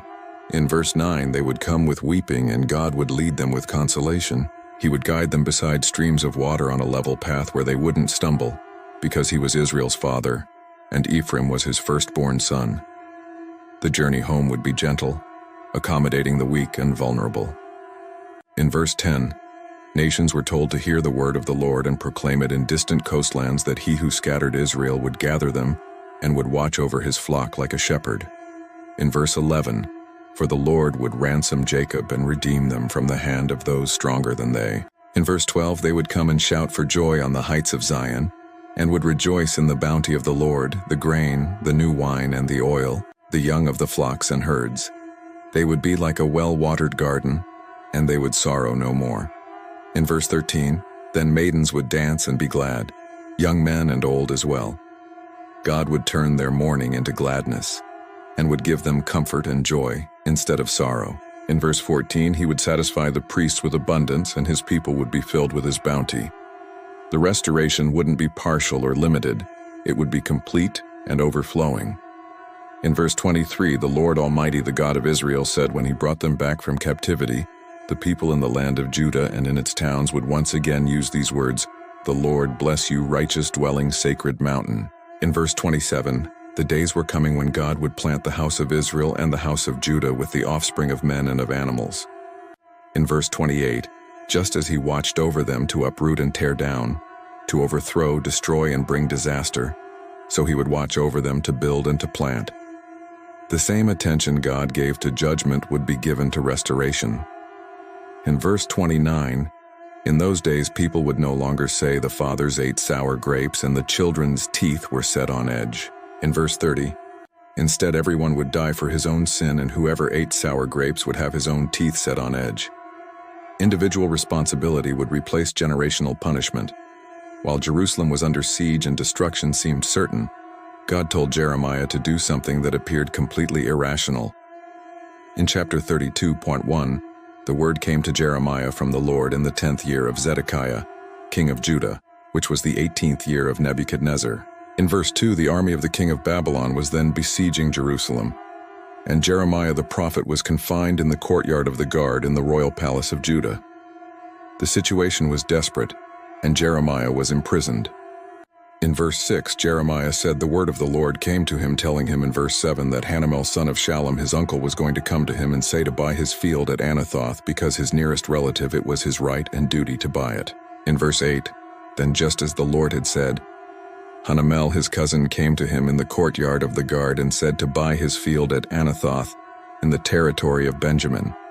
Since it was his right to redeem it and possess it, he should buy it for himself. Jeremiah knew this was the word of the Lord. In verse 9, Jeremiah bought the field at Anathoth from his cousin Hanamel and weighed out for him 17 shekels of silver. In verse 10, he signed and sealed the deed, had it witnessed, and weighed out the silver on the scales. In verse 11, he took the deed of purchase, the sealed copy containing the terms and conditions as well as the unsealed copy. In verse 12, and he gave this deed to Baruch son of Neriah, the son of Maaseiah, in the presence of his cousin Hanamel, and of the witnesses who had signed the deed and of all the Jews sitting in the courtyard of the guard. In verse 13, in their presence Jeremiah gave Baruch these instructions. In verse 14, the Lord Almighty, the God of Israel, said to take these documents, both the sealed and unsealed copies of the deed of purchase, and put them in a clay jar so they would last a long time. In verse 15, for the Lord Almighty, the God of Israel, said houses, fields, and vineyards would again be bought in this land. This was an act of faith in the midst of disaster. Buying property in a city about to be destroyed was a prophetic statement that the land would be inhabited again, that there was a future beyond the coming judgment. After Jeremiah had given the deed of purchase to Baruch, he prayed to the Lord. In verse 17, he acknowledged that God had made the heavens and the earth by his great power and outstretched arm, and nothing was too hard for him. In verse 24, Jeremiah pointed out that the siege ramps were built up to take the city, and because of the sword, famine, and plague, the city would be handed over to the Babylonians who were attacking it. What God said would happen was happening, and God saw it himself. In verse 25, yet God told him to buy the field with silver and have the transaction witnessed even though the city would be handed over to the Babylonians. God answered Jeremiah's confusion. In verse 27, he declared that he was the Lord, the God of all mankind. Was anything too hard for him? In verse 36, God acknowledged that they were saying about this city that by the sword, famine, and plague, it would be handed over to the king of Babylon. But in verse 37, he would surely gather them from all the lands where he banished them in his furious anger and great wrath. He would bring them back to this place and let them live in safety. In verse 42, just as he brought all this great calamity on this people, so he would give them all the prosperity he promised them. In verse 43, once more fields would be bought in this land of which they said it was a desolate waste without men or animals, for it had been handed over to the Babylonians. The moment Jeremiah had warned about for decades finally arrived in chapter 34:1. While Nebuchadnezzar, king of Babylon, and all his army and all the kingdoms and peoples in the empire he ruled, were fighting against Jerusalem and all its surrounding towns. This word came to Jeremiah from the Lord. In verse 2, the Lord, the God of Israel, said to go to Zedekiah, king of Judah, and tell him that God was about to hand this city over to the king of Babylon, and he would burn it down. In verse 3, Zedekiah wouldn't escape from the Babylonians, but would certainly be captured and handed over to him. He would see the king of Babylon with his own eyes, and he would speak with him face to face, and he would go to Babylon. The conditions inside the besieged city became unbearable. Chapter 37:21 states, King Zedekiah gave orders for Jeremiah to be placed in the courtyard of the guard, and given bread from the street of the bakers each day until all the bread in the city was gone. So Jeremiah remained in the courtyard of the guard. In chapter 38:6, officials took Jeremiah and put him into the cistern of Malchiah, the king's son, which was in the courtyard of the guard. They lowered Jeremiah by ropes into the cistern, and it had no water in it, only mud, and Jeremiah sank down into the mud. Even in these final days, Jeremiah faced persecution from leaders who hated his message, but an Ethiopian official named Ebed-Melech heard that they had put Jeremiah into the cistern. And in verse 9, he said to the king that these men had acted wickedly in all they had done to Jeremiah the prophet. They had thrown him into a cistern where he would starve to death when there was no longer any bread in the city. In verse 10, the king commanded Ebed-Melech the Cushite to take 30 men from here with him and lift Jeremiah the prophet out of the cistern before he died. In verse 13, they pulled Jeremiah up with the ropes and lifted him out of the cistern, and Jeremiah remained in the courtyard of the guard. King Zedekiah sent for Jeremiah one last time. In verse 17, Jeremiah told him that the Lord God Almighty, the God of Israel, said if he surrendered to the officers of the king of Babylon, his life would be spared, and this city wouldn't be burned down, Both he and his family would live. In verse 18, but if he didn't surrender, this city would be handed over to the Babylonians, and they would burn it down, and he himself wouldn't escape from their hands.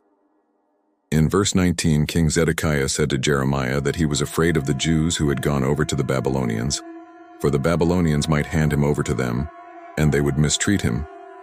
But in verse 20, Jeremiah replied that they wouldn't hand him over.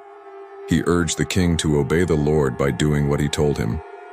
Then it would go well with him, and his life would be spared. Zedekiah refused to listen. The siege continued, and the city's doom was sealed. Everything Jeremiah prophesied came to pass exactly as God said it would. Chapter 39:1 states, in the 9th year of Zedekiah, king of Judah, in the 10th month, Nebuchadnezzar, king of Babylon, marched against Jerusalem with his whole army and laid siege to it. In verse 2, and on the 9th day of the 4th month of Zedekiah's 11th year, the city wall was broken through. The siege lasted a year and a half, and finally the defenses collapsed. In verse 3, then all the officials of the king of Babylon came and took seats in the middle gate. The Babylonian leadership entered the conquered city and established their authority. In verse 4, when Zedekiah, king of Judah, and all the soldiers saw them, they fled and left the city at night by way of the king's garden, through the gate between the two walls, and headed toward the Arabah. Zedekiah tried to escape in the darkness, running for his life. But in verse 5, the Babylonian army pursued them and overtook Zedekiah in the plains of Jericho. They captured him and took him to Nebuchadnezzar, king of Babylon, at Riblah in the land of Hamath, where he pronounced sentence on him. The king who refused to surrender now faced judgment as a captive. In verse 6, there at Riblah, the king of Babylon slaughtered the sons of Zedekiah before his eyes and also killed all the nobles of Judah. The horror was unimaginable. Zedekiah's last sight was his children being murdered. In verse 7, then he put out Zedekiah's eyes and bound him with bronze shackles to take him to Babylon. The king who feared humiliation experienced the worst humiliation possible. Blinded and chained, he was led away to die in captivity. In verse 8, the Babylonians set fire to the royal palace and the houses of the people and broke down the walls of Jerusalem. The city that trusted in its temple and its walls now had neither. Everything was destroyed. In verse 9, Nebuzaradan, commander of the imperial guard, carried into exile to Babylon the people who remained in the city, along with those who had gone over to him and the rest of the people. In verse 10, but Nebuzaradan, the commander of the guard, left behind in the land of Judah some of the poor people who owned nothing, and at that time he gave them vineyards and fields. The poorest of the poor inherited the land, while the wealthy and powerful were dragged away in chains. As for Jeremiah, verse 11 states, Nebuchadnezzar, king of Babylon, had given these orders about Jeremiah through Nebuzaradan, commander of the imperial guard. In verse 12, he said to take him and look after him and don't harm him, but do for him whatever he asked. In verse 14, Nebuzaradan, the commander of the guard, along with other Babylonian officials, sent and had Jeremiah taken out of the courtyard of the guard. They turned him over to Gedaliah, son of Ahikam, the son of Shaphan, to take him back to his home. So he remained among his own people. The prophet who warned of destruction was spared by the very army that brought the destruction. God's word had been fulfilled completely. After Jerusalem fell and most of the people were taken into exile, a small group remained in the devastated land. Chapter 40:1 states, the word came to Jeremiah from the Lord after Nebuzaradan, commander of the imperial guard, had released him at Ramah.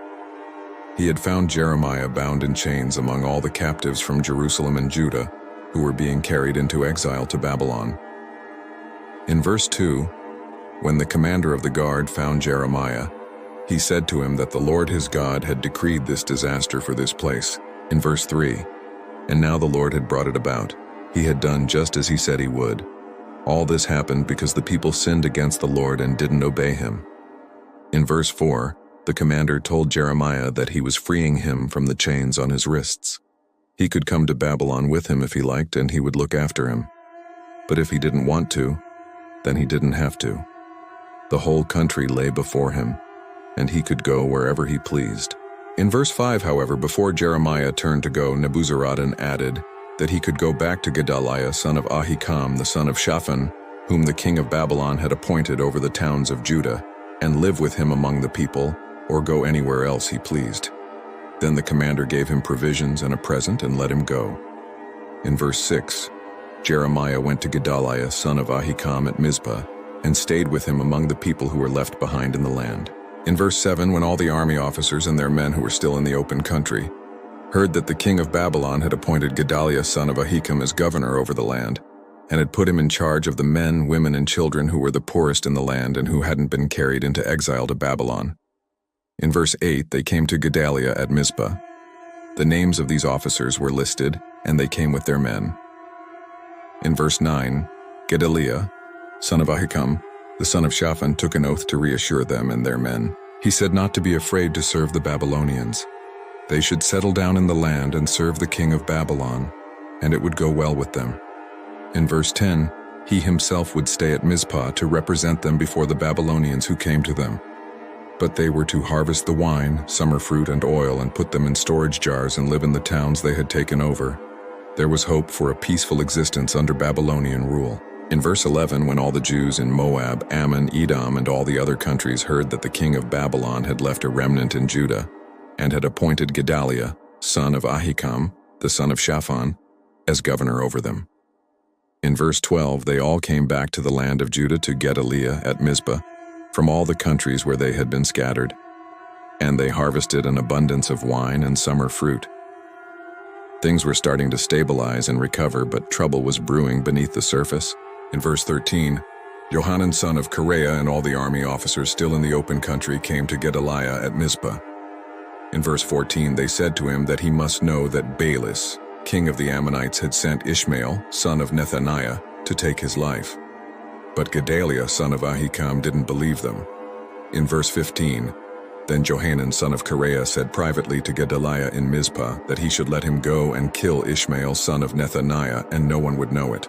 Why should he take Gedaliah's life and cause all the Jews who were gathered around him to be scattered, and the remnant of Judah to perish? But in verse 16, Gedaliah, son of Ahikam, said to Johanan, son of Kareah, not to do such a thing. What he was saying about Ishmael wasn't true. Gedaliah's trust would prove to be a fatal mistake. In chapter 41.1, in the 7th month, Ishmael, son of Nethaniah, the son of Elishama, who was of royal blood and had been one of the king's officers, came with 10 men to Gedaliah, son of Ahikam, at Mizpah. While they were eating together there in verse 2, Ishmael, son of Nethaniah, and the 10 men who were with him got up and struck down Gedaliah, son of Ahikam, the son of Shaphan, with the sword, killing the one whom the king of Babylon had appointed as governor over the land. In verse 3, Ishmael also killed all the Jews who were with Gedaliah at Mizpah, as well as the Babylonian soldiers who were there. The assassination destroyed the fragile peace that had been established. In verse 4, the day after Gedaliah's assassination, before anyone knew about it. In verse 5, 80 men who had shaved off their beards, torn their clothes, and cut themselves came from Shechem, Shiloh, and Samaria, bringing grain offerings and incense with them to the house of the Lord. In verse 6, Ishmael, son of Nethaniah, went out from Mizpah to meet them, weeping as he went. When he met them, he said to come to Gedaliah, son of Ahikam. In verse 7, when they went into the city, Ishmael, son of Nethaniah, and the men who were with him slaughtered them and threw them into a cistern. In verse 10, Ishmael made captives of all the rest of the people who were in Mizpah, the king's daughters, along with all the others who were left there, over whom Nebuzaradan, commander of the imperial guard, had appointed Gedaliah, son of Ahikam. Ishmael, son of Nethaniah, took them captive and set out to cross over to the Ammonites. The remnant that survived Jerusalem's fall was now being destroyed from within. When Johanan and the other army officers heard about the murders, they took action. In chapter 41:11, when Johanan, son of Kareah, and all the army officers who were with him heard about all the crimes Ishmael, son of Nethaniah, had committed. In verse 12, they took all their men and went to fight Ishmael, son of Nethaniah. They caught up with him near the great pool in Gibeon. In verse 13, when all the people Ishmael had with him saw Johanan, son of Kareah, and the army officers who were with him, they were glad. In verse 14, all the people Ishmael had taken captive at Mizpah turned and went over to Johanan, son of Kareah. In verse 15, but Ishmael, son of Nethaniah, and 8 of his men escaped from Johanan and fled to the Ammonites.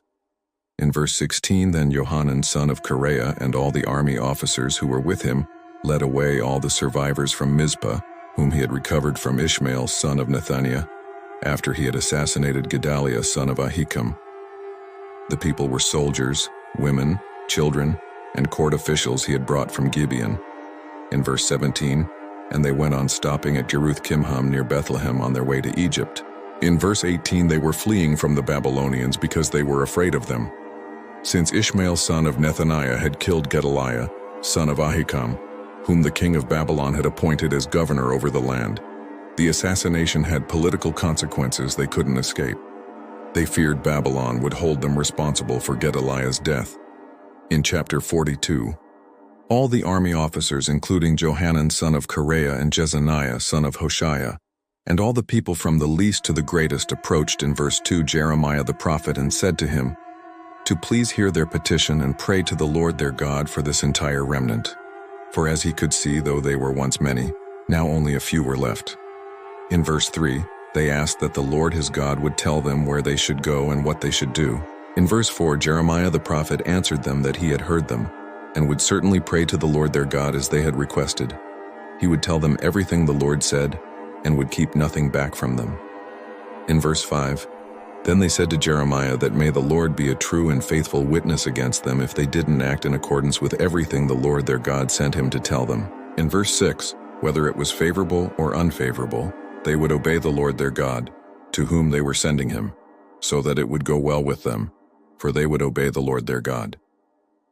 10 days later, in verse 7, the word of the Lord came to Jeremiah. In verse 8, so he called together Johanan, son of Kareah, and all the army officers who were with him, and all the people from the least to the greatest. In verse 9, he said to them that the Lord, the God of Israel, to whom they sent him to present their petition, said in verse 10, if they stayed in this land, he would build them up and not tear them down. He would plant them and not uproot them, for he was grieved over the disaster he had inflicted on them. In verse 11, they shouldn't be afraid of the king of Babylon whom they now feared. They shouldn't be afraid of him, for God was with them and would save them and deliver them from his hands. In verse 12, God would show them compassion so that he would have compassion on them and restore them to their land. But in verse 13, however, if they said they wouldn't stay in this land and so disobeyed the Lord their God in verse 14, and if they said no, they would go and live in Egypt, where they wouldn't see war, or hear the trumpet, or be hungry for bread in verse 15, then they should hear the word of the Lord, remnant of Judah. The Lord Almighty, the God of Israel, said if they were determined to go to Egypt and settled there in verse 16, then the sword they feared would overtake them there in Egypt, and the famine they dreaded would follow them into Egypt, and there they would die. In verse 19, Jeremiah told the remnant of Judah that the Lord had told them not to go to Egypt. They should be sure of this. He was warning them today. In verse 20, they made a fatal mistake when they sent him to the Lord their God, and said to pray to the Lord their God for them and tell them everything he said, and they would do it. In verse 21, he had told them today, but they still hadn't obeyed the Lord their God in all he had sent Jeremiah to tell them in verse 22. So now they should be sure of this. They would die by the sword, famine, and plague in the place where they wanted to go to settle. But the people refused to listen. Chapter 43:2 states, Azariah son of Hoshaiah and Johanan son of Kareah, and all the arrogant men said to Jeremiah that he was lying. The Lord their God hadn't sent him to say they must not go to Egypt to settle there. In verse 3, but Baruch son of Neriah was inciting him against them to hand them over to the Babylonians, so they might kill them or carry them into exile to Babylon. They accused Jeremiah and Baruch of conspiracy. In verse 4, so Johanan son of Kareah and all the army officers and all the people disobeyed the Lord's command to stay in the land of Judah. In verse 5 instead, Johanan son of Kareah and all the army officers led away all the remnant of Judah, who had come back to live in the land of Judah from all the nations where they had been scattered. In verse 6, they also led away all the men, women, and children and the king's daughters, whom Nebuzaradan, commander of the imperial guard, had left with Gedaliah son of Ahikam, the son of Shaphan, and Jeremiah the prophet, and Baruch son of Neriah. In verse 7, so they entered Egypt in disobedience to the Lord, and went as far as Tahpanhes. Jeremiah was taken to Egypt against his will, dragged along by a rebellious people who refused to obey God, even in Egypt, far from their homeland. And having witnessed the destruction of Jerusalem, the people continued in their rebellion. In chapter 44:1, the word came to Jeremiah concerning all the Jews living in Lower Egypt, in Migdol, Tahpanhes, and Memphis, and in Upper Egypt. In verse 2, the Lord Almighty, the God of Israel, said they saw the great disaster he brought on Jerusalem and on all the towns of Judah. Today they lay deserted and in ruins. In verse 3, because of the evil they had done, they provoked God to anger by burning incense, and by worshiping other gods that neither they nor their fathers nor their kings had known. In verse 7, God asked them why they were bringing such great disaster on themselves, by cutting off from Judah the men and women, the children and infants, and so leaving themselves without a remnant. In verse 8, why were they provoking him to anger with what their hands had made, burning incense to other gods in Egypt, where they had come to live? They would destroy themselves and make themselves an object of cursing and reproach among all the nations on earth. The cycle of idolatry continued even after everything they had experienced. Then came a response that revealed the depth of their rebellion. In verse 15, all the men who knew that their wives were burning incense to other gods, along with all the women who were present, a large assembly, and all the people living in Lower and Upper Egypt, said to Jeremiah in verse 16 that they wouldn't listen to the message he had spoken to them in the name of the Lord. In verse 17, they would certainly do everything they said they would. They would burn incense to the Queen of Heaven and pour out drink offerings to her, just as they and their fathers, their kings and their officials did in the towns of Judah and in the streets of Jerusalem. At that time they had plenty of food and were well off and suffered no harm. In verse 18, but ever since they stopped burning incense to the Queen of Heaven and pouring out drink offerings to her, they had nothing and had been perishing by sword and famine. In verse 19, the women added that when they burned incense to the Queen of Heaven and poured out drink offerings to her, did their husbands not know they were making cakes like her image and pouring out drink offerings to her? They blamed their recent troubles on stopping their idolatry rather than seeing that idolatry caused their destruction. Their thinking was completely backward. In verse 20, Jeremiah said to all the people, both men and women, who were answering him. In verse 21, didn't the Lord remember and think about the incense burned in the towns of Judah and the streets of Jerusalem by them and their fathers, their kings, and their officials, and the people of the land? In verse 22, when the Lord could no longer endure their wicked actions and the detestable things they did, their land became an object of cursing and a desolate waste without inhabitants as it was today. In verse 23, because they burned incense and sinned against the Lord and didn't obey him or follow his law or his decrees or his stipulations, this disaster had come upon them as they now saw. In verse 24, Jeremiah said to all the people, including the women, to hear the word of the Lord, all Judah in Egypt. In verse 25, the Lord Almighty, the God of Israel, said that they and their wives had shown by their actions what they promised, when they said they would certainly carry out the vows they made to burn incense and pour out drink offerings to the Queen of Heaven. They should go ahead then, do what they promised, keep their vows. In verse 26, but hear the word of the Lord, all Jews living in Egypt. God swore by his great name that no one from Judah living anywhere in Egypt would ever again invoke his name, or swear by saying, as surely as the sovereign Lord lived. In verse 27, God was watching over them for harm, not for good. The Jews in Egypt would perish by sword and famine until they were all destroyed. Among all the oracles and prophecies, God had a specific message for Jeremiah's faithful scribe and companion, chapter 45. 1 states, this was what Jeremiah the prophet told Baruch, son of Neriah, when he wrote on a scroll the words Jeremiah dictated in the 4th year of Jehoiakim, son of Josiah, king of Judah. In verse 2, the Lord, the God of Israel, said to Baruch. In verse 3 that Baruch had said, "Woe to him." The Lord had added sorrow to his pain. He was worn out with groaning and found no rest. In verse 4, the Lord told Jeremiah to say to Baruch that the Lord said he would overthrow what he had built and uproot what he had planted throughout the whole land. In verse 5, should Baruch then seek great things for himself? He should not seek them, for God would bring disaster on all people.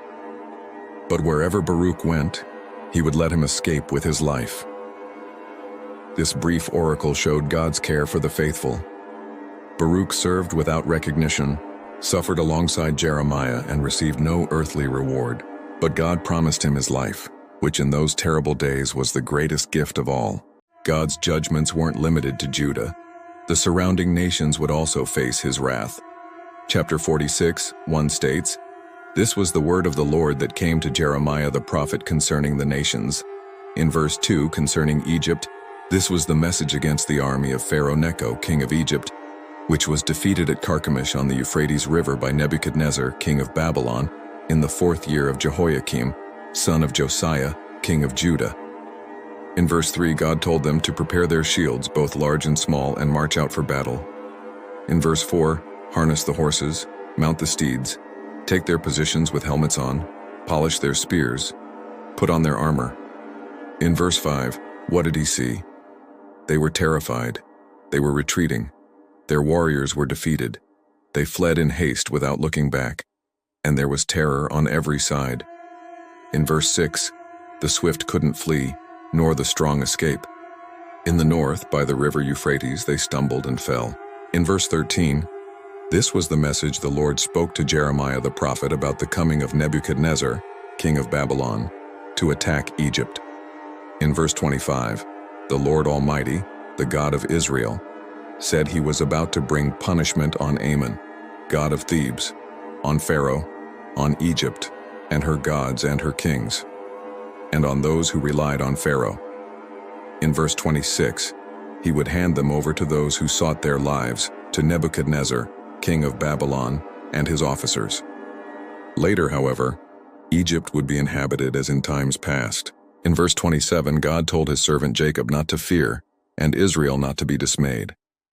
He would surely save them out of a distant place, their descendants from the land of their exile. Jacob would again have peace and security, and no one would make him afraid. In verse 28, Jacob, his servant, should not fear, for God was with him.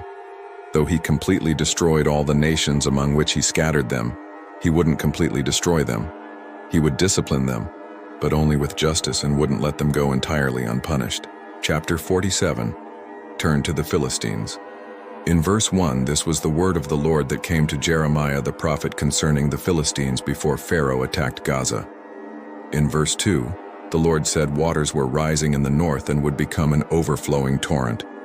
They would overflow the land and everything in it, the towns and those who lived in them. The people would cry out, and all who dwelt in the land would wail. In verse 4, for the day had come to destroy all the Philistines and to cut off all survivors who could help Tyre and Sidon. The Lord was about to destroy the Philistines, the remnant from the coasts of Caphtor. God's pronouncements continued against other neighboring nations. Chapter 48:1 stated concerning Moab, this was what the Lord Almighty, the God of Israel, said, woe to Nebo, for it would be ruined. Kiriathaim would be disgraced and captured. The stronghold would be disgraced and shattered. In verse 7, since Moab trusted in her deeds and riches, she too would be taken captive, and Chemosh would go into exile together with his priests and officials. In verse 10, a curse was on him who was lax in doing the Lord's work, and a curse on him who kept his sword from bloodshed. In verse 15, Moab would be destroyed, and her towns invaded. Her finest young men would go down in the slaughter. In verse 20, Moab was disgraced, for she was shattered. They were told to wail and cry out, announced by the Arnon that Moab was destroyed. In verse 47, yet God would restore the fortunes of Moab in days to come. Here ended the judgment on Moab. Chapter 49 addressed Ammon. In verse 1 concerning the Ammonites, the Lord said, didn't Israel have sons? Had she no heirs? Why then had Molech taken possession of Gad? Why did his people live in its towns? In verse 2, but the days were coming when God would sound the battle cry against Rabbah of the Ammonites. It would become a mound of ruins, and her surrounding villages would be set on fire. Then Israel would drive out those who drove her out. In verse 6, yet afterward, God would restore the fortunes of the Ammonites. Then came Edom. In verse 7, concerning Edom, the Lord Almighty said, was there no longer wisdom in Teman? Had counsel perished from the prudent? Had their wisdom vanished? In verse 12, the Lord said, if those who didn't deserve to drink the cup must drink it, why should Edom go unpunished? She wouldn't go unpunished, but must drink it. In verse 17, Edom would become an object of horror. All who passed by would be appalled and would scoff because of all its wounds. In verse 18, as Sodom and Gomorrah were overthrown along with their neighboring towns, so no one would live there, no man would dwell in it. The nation that destroyed Jerusalem would itself face destruction. Chapter 50, 1 states, this was the word the Lord spoke through Jeremiah the prophet concerning Babylon and the land of the Babylonians. In verse 2, they were to announce and proclaim among the nations, lift up a banner and proclaim it. Keep nothing back, but say Babylon would be captured. Bel would be put to shame. Marduk filled with terror. Her images would be put to shame and her idols filled with terror. In verse 9, God would stir up and bring against Babylon an alliance of great nations from the land of the north. They would take up their positions against her, and from the north she would be captured. Their arrows would be like skilled warriors who didn't return empty-handed. In verse 18, the Lord Almighty, the God of Israel, said he would punish the king of Babylon and his land, as he punished the king of Assyria. In verse 20, in those days at that time, search would be made for Israel's guilt, but there would be none, and for the sins of Judah, but none would be found, for he would forgive the remnant he spared. Chapter 51 continued the oracle against Babylon. In verse 6, God told them to flee from Babylon and run for their lives. They shouldn't be destroyed because of her sins. It was time for the Lord's vengeance, and he would pay her what she deserved. In verse 11, they should sharpen the arrows and take up the shields. The Lord had stirred up the kings of the Medes because his purpose was to destroy Babylon. The Lord would take vengeance for his temple. In verse 41, God asked how Shishak would be captured. The boast of the whole earth seized. What a horror Babylon would be among the nations. In verse 49, Babylon must fall because of Israel's slain, just as the slain in all the earth had fallen because of Babylon. In verse 58, the Lord Almighty said Babylon's thick wall would be leveled and her high gates set on fire.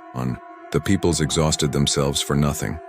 The nation's labor was only fuel for the flames.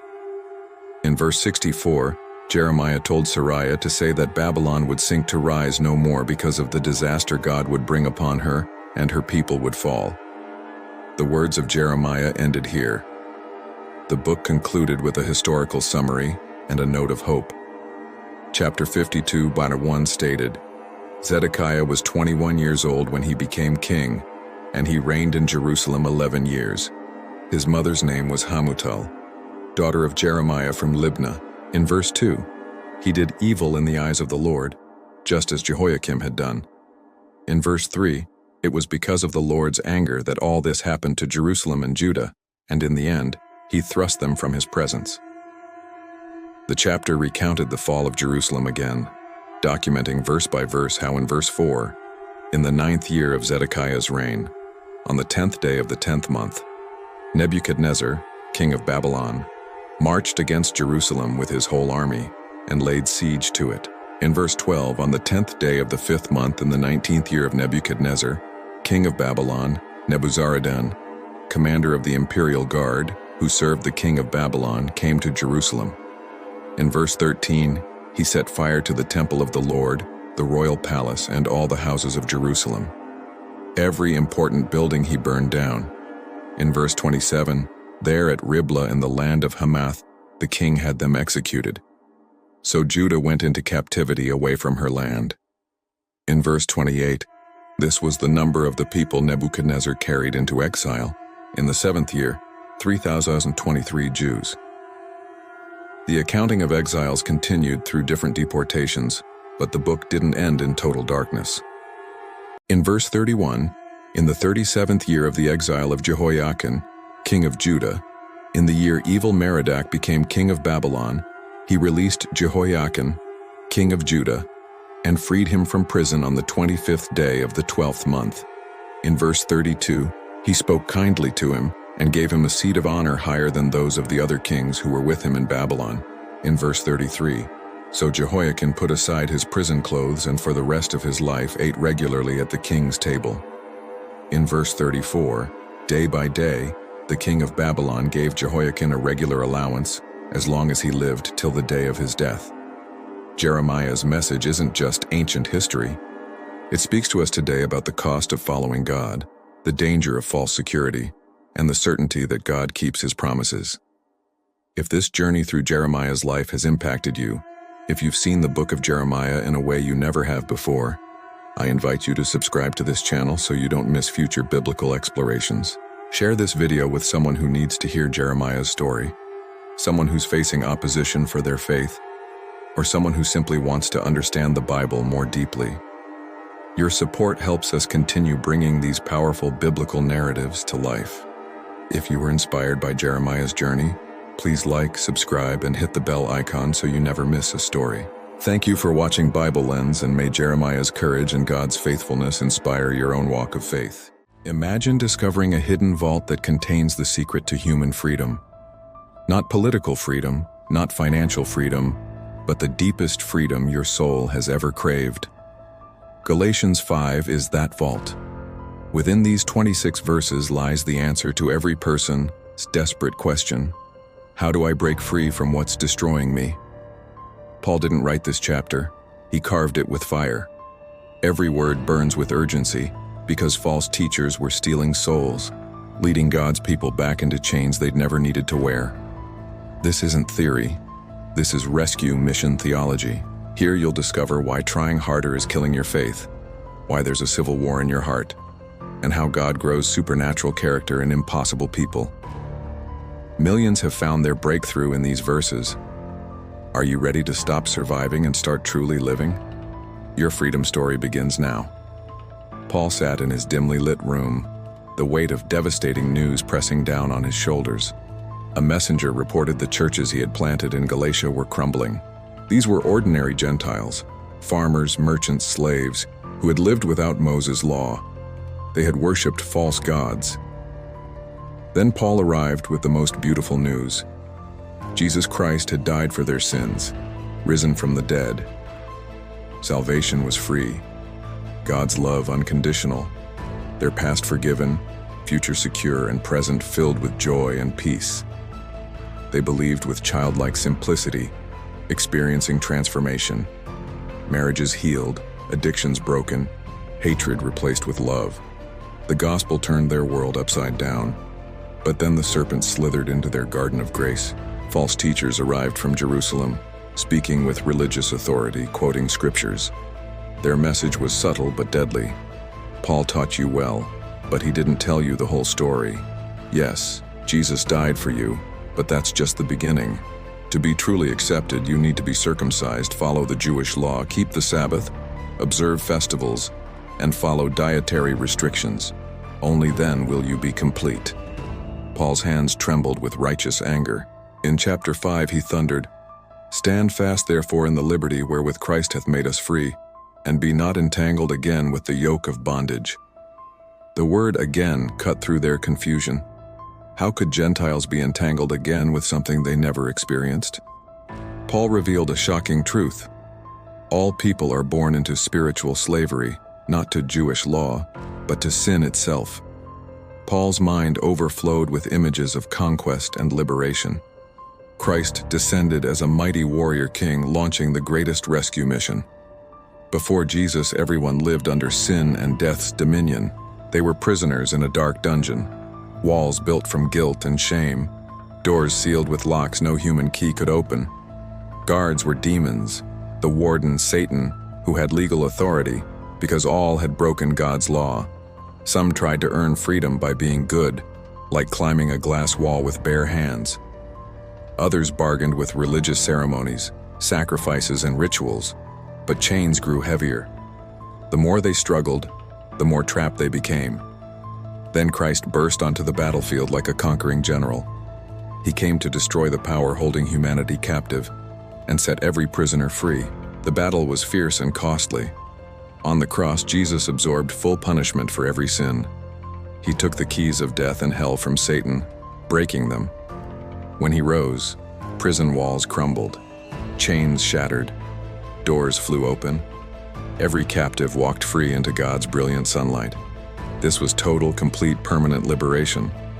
Paul wanted Galatian believers to know their freedom was purchased at the highest price, the blood of God's Son, and secured by the strongest power, the resurrection.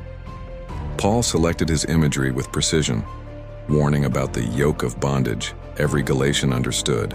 They watched oxen toiling, necks bent under heavy wooden yokes. Yokes were strong, fit for enormous loads, but they made oxen slaves to their work. Once secured, oxen lost freedom of movement. They couldn't lift their heads, run freely, or rest. They only plodded forward, pulling their master's burden. The yoke controlled their lives.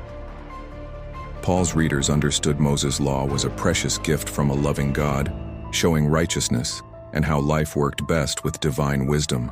Commandments were blessings, signposts toward joy, peace, and flourishing relationships.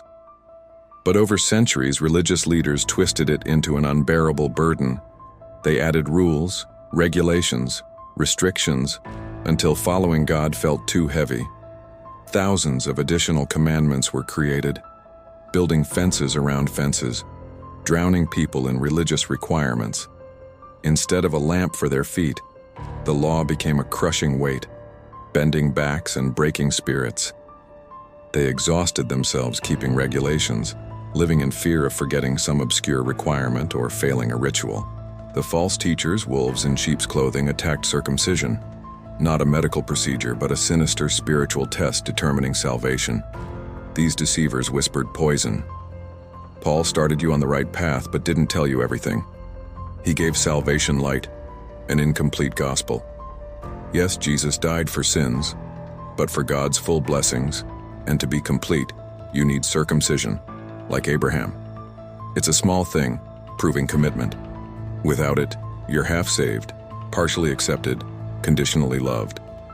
Paul saw through their deception, having once been trapped in the same lie. His response in verse 2 exploded, "Behold, I, Paul, say unto you that if ye be circumcised, Christ shall profit you nothing." Not a casual opinion, but a divine thunderbolt. Paul wasn't condemning circumcision itself. He was circumcised, as were many believers. The issue was what false teachers made it symbolize: Jesus plus circumcision equals salvation. Paul declared this made Christ worthless. If you could add any human work to Christ's crosswork, then Christ did nothing. Galatians were deceived into improving God's perfect gift, like adding broken glass to a flawless diamond. Paul laid down a fundamental spiritual law. "For I testify again to every man that is circumcised, that he is a debtor to do the whole law." If you chose earning God's acceptance through moral performance, religious ceremonies, and good works, you committed to keeping every commandment perfectly, every moment, for your entire life. Not 95%, not 99.99%, perfect performance by God's infinite standard. Paul knew this was impossible. Before Damascus, he was the most religious man, observing every rule. Yet his best efforts fell short. James wrote, "Breaking one law makes you guilty of all. Rejecting grace to earn salvation is an impossible task, like jumping to the moon or emptying the Pacific with a teaspoon." The math is simple. Either Jesus paid for all your sins, or none. His sacrifice was sufficient or worthless. No middle ground, no partial credit, no mix of grace and works. In verse 4, Paul used words creating fear. "Christ is become of no effect unto you, whosoever of you are justified by the law, ye are fallen from grace." Many feared losing salvation, but Paul meant something different. These believers fell out of the grace system back into the exhausting work system, like stumbling off a moving walkway onto a max-speed treadmill. Picture a weary traveler, blistered feet, aching back under the blazing sun. Miles to go. A friend offers a free ride in a comfortable car. Grateful, he accepts. But then guilt whispers, "You should be walking. You don't deserve this." He asks the friend to stop, gets out, and resumes his painful journey. He hasn't lost his destination, but he's fallen from the vehicle of grace back to his own struggling efforts. Paul revealed a beautiful truth in verse 5. For we, through the Spirit, wait for the hope of righteousness by faith. This isn't waiting to become righteous. Anyone trusting Jesus is already perfectly, eternally righteous, clothed in Christ's righteousness. Their righteousness is based on Jesus' performance, received through his obedience, complete and permanent. Paul meant waiting for the full manifestation of that righteousness. Like a farmer waiting for harvest, life is hidden, growing. The crop is certain. In the same way, believers planted in grace and watered by the Spirit wait confidently for their hidden righteousness to be revealed. Real Christians don't anxiously count good deeds. They look forward with hope to God completing His work.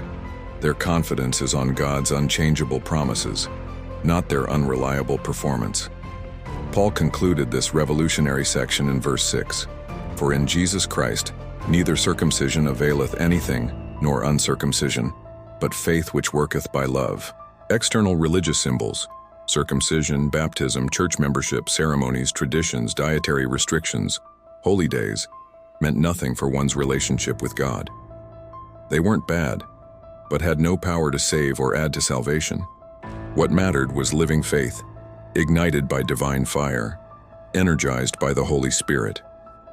This faith inevitably produced love. Not shallow, fickle, emotion-driven affection, but deep, powerful, supernatural love flowing from God's heart. Agape love. It sought the highest good of others regardless of response. It forgave enemies, blessed those who cursed, sacrificed personal comfort. Human love is conditional. Divine love is unconditional. Paul wasn't adding love as a requirement, but describing genuine, Spirit-produced faith. Alive. Authentic. A healthy apple tree naturally produces apples. Supernatural love flows inevitably from faith planted in God's grace and nourished by His Spirit. You don't have faith plus love. You have faith expressing itself through love, as naturally as a river flows to the sea. Paul's pen moved to confront the internal battle within every believer. In verse 16, he gave the key to victory. This I say then, walk in the Spirit, and ye shall not fulfill the lust of the flesh. Walk meant a continuous series of deliberate steps, a lifestyle of moment-by-moment dependence on God's Spirit. Not a one-time event, but constant attention, conscious decision-making, daily surrender, hourly submission, moment-by-moment obedience to the Spirit's gentle voice. Those who walk this way would not fulfill the desires of their old nature. This isn't about willpower, but depending on a divine helper. Paul clarified flesh, not just the physical body, but the entire fallen human nature corrupted by sin, rebelling against God. It included mind, emotions, will, thinking selfish thoughts, feeling proud emotions, making self-first choices. Fleshly desires were constant, aggressive attacks against everything spiritual, like enemy soldiers that never slept. The flesh had its own agenda opposed to God's. It demanded indulgence, hatred, pride, conflict. This wasn't weakness to outgrow. Even mature Christians found their flesh active and dangerous until death. It remained corrupt, hostile to God's Spirit. Believers deal with a formidable enemy within that won't surrender. In verse 17, Paul revealed why Christian life is a struggle. For the flesh lusteth against the Spirit, and the Spirit against the flesh, and these are contrary the one to the other, so that ye cannot do the things that ye would. This was active warfare between two kingdoms. The flesh actively opposed, attacked, fought against the Spirit. They had opposite goals, methods, values, destinations. One wanted up, the other down. One light, the other darkness. This constant battle left Christians torn, unable to do good, unable to stop evil.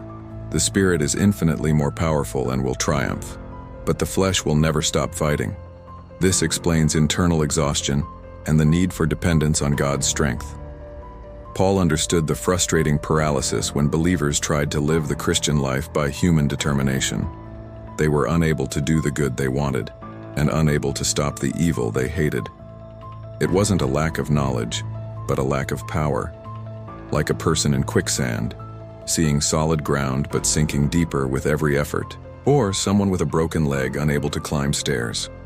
This conflict was between spiritual aspirations and actual capabilities. They wanted to love enemies but felt hatred, desired patience but spoke angry words, intended generosity but gripped wallets, planned prayer but chose entertainment. This paralysis wasn't spiritual immaturity. It was proof of the flesh's grip and the absolute necessity of depending on the Spirit. This experience wasn't failure, but learning complete dependence on God's strength. In verse 18, Paul revolutionized their understanding of God's law. But if ye be led of the Spirit, ye are not under the law. This wasn't permission to ignore moral standards, but the truth that following the Spirit fulfills the law through internal transformation, not external compliance. The law was a strict schoolmaster, demanding performance, threatening punishment. It diagnosed sin, but couldn't cure. It exposed weakness, but couldn't supply strength. Being led by the Spirit was different. The law pushed with threats, the Spirit drew with love. The law demanded external conformity. The Spirit produced heart change. The law treated people as slaves. The Spirit treated them as beloved children. When believers walked with the Spirit, the righteousness the law demanded flowed from their lives. They wanted to do right for right reasons. Love, joy, peace, patience replaced their opposites. This was not trying harder, but allowing the Spirit to transform them. They were no longer under the law's condemning power, because they walked in the Spirit's enabling power. Paul's tone became deadly serious as he listed how unregenerate human nature expressed itself without the Spirit's control. In verses 19-21, he cataloged sins, a medical report on spiritual death. Now the works of the flesh are manifest, which are these: adultery, fornication, uncleanness, lasciviousness, idolatry, witchcraft, hatred, variance, emulations, wrath, strife, seditions, heresies, envyings, murders, drunkenness, revelings, and such like. These 17 sins revealed human nature's comprehensive corruption. Sexual sins violated God's design: adultery, fornication, uncleanness, lasciviousness, shameless indulgence. Religious sins put something else in God's place: idolatry, witchcraft. Social sins destroyed relationships: hatred, variance, conflicts, emulations, unhealthy competition, wrath, strife, seditions, divisions, heresies, false teachings, envyings. Sins of excess revealed inability to control appetites: murders, drunkenness, revelings, unrestrained pleasure. These weren't isolated acts, but works, natural products of flesh left to its desires, poisonous fruit from a diseased tree. Paul delivered a sobering warning at the end of verse 21, "Of the which I tell you before, as I have also told you in time past, that they which do such things shall not inherit the kingdom of God." This wasn't new information. Their eternal souls were at stake. The warning wasn't for believers who occasionally fell and repented. It was for those whose lives were characterized by these works, who practiced these sins as their normal way of living, showing no evidence of the Spirit's transforming power. Practice indicated lifestyle patterns, not incidents. They might claim Christ, but their lives revealed unchanged hearts like trees producing rotten fruit. Paul's warning exposed deadly deception. Outward profession without inward transformation is insufficient for salvation. He lovingly warned those deceiving themselves. Paul concluded his catalog with "and such like." This wasn't an exhaustive list. It meant countless other expressions of fallen human nature. This small phrase had devastating implications for anyone seeking loopholes, thinking their favorite sins weren't mentioned. The flesh produced an endless variety of sinful thoughts, attitudes, words, actions, a corruption factory.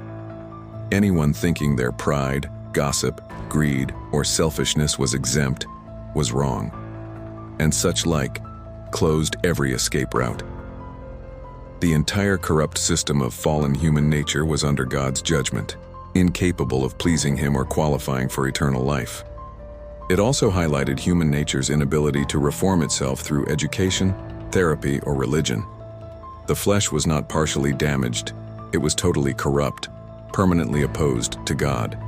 It couldn't be trained or rehabilitated, it could only be crucified, replaced, and transformed by the Holy Spirit to produce the fruit Paul would discuss next. Paul's heart lifted as he turned from flesh's corruption to paint one of Scripture's most beautiful pictures. After describing ugly works produced by strain, he introduced a different concept in verse 22. But the fruit of the Spirit is love, joy, peace, long-suffering, gentleness, goodness, faith, meekness, temperance.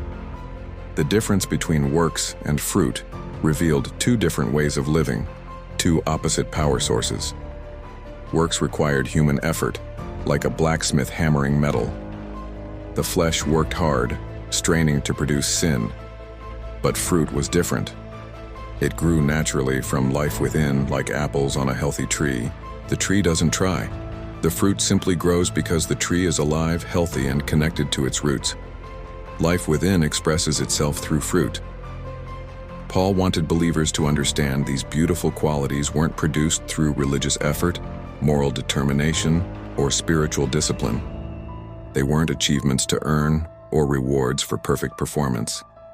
They were fruit, the natural, organic, inevitable results of the Spirit's life, flowing through hearts transformed by God's grace. Just as orange trees produce oranges, believers walking in the Spirit naturally produce spiritual fruit. It wasn't manufactured by human willpower, it was cultivated through abiding in Christ, staying connected to divine life, allowing the Spirit to transform hearts from the inside out. The fruit wasn't forced, faked, or imitated. It was real, genuine, and natural for those dependent on the Spirit. Paul made a deliberate choice in verse 22 that many miss. He wrote, "The fruit of the Spirit is not are."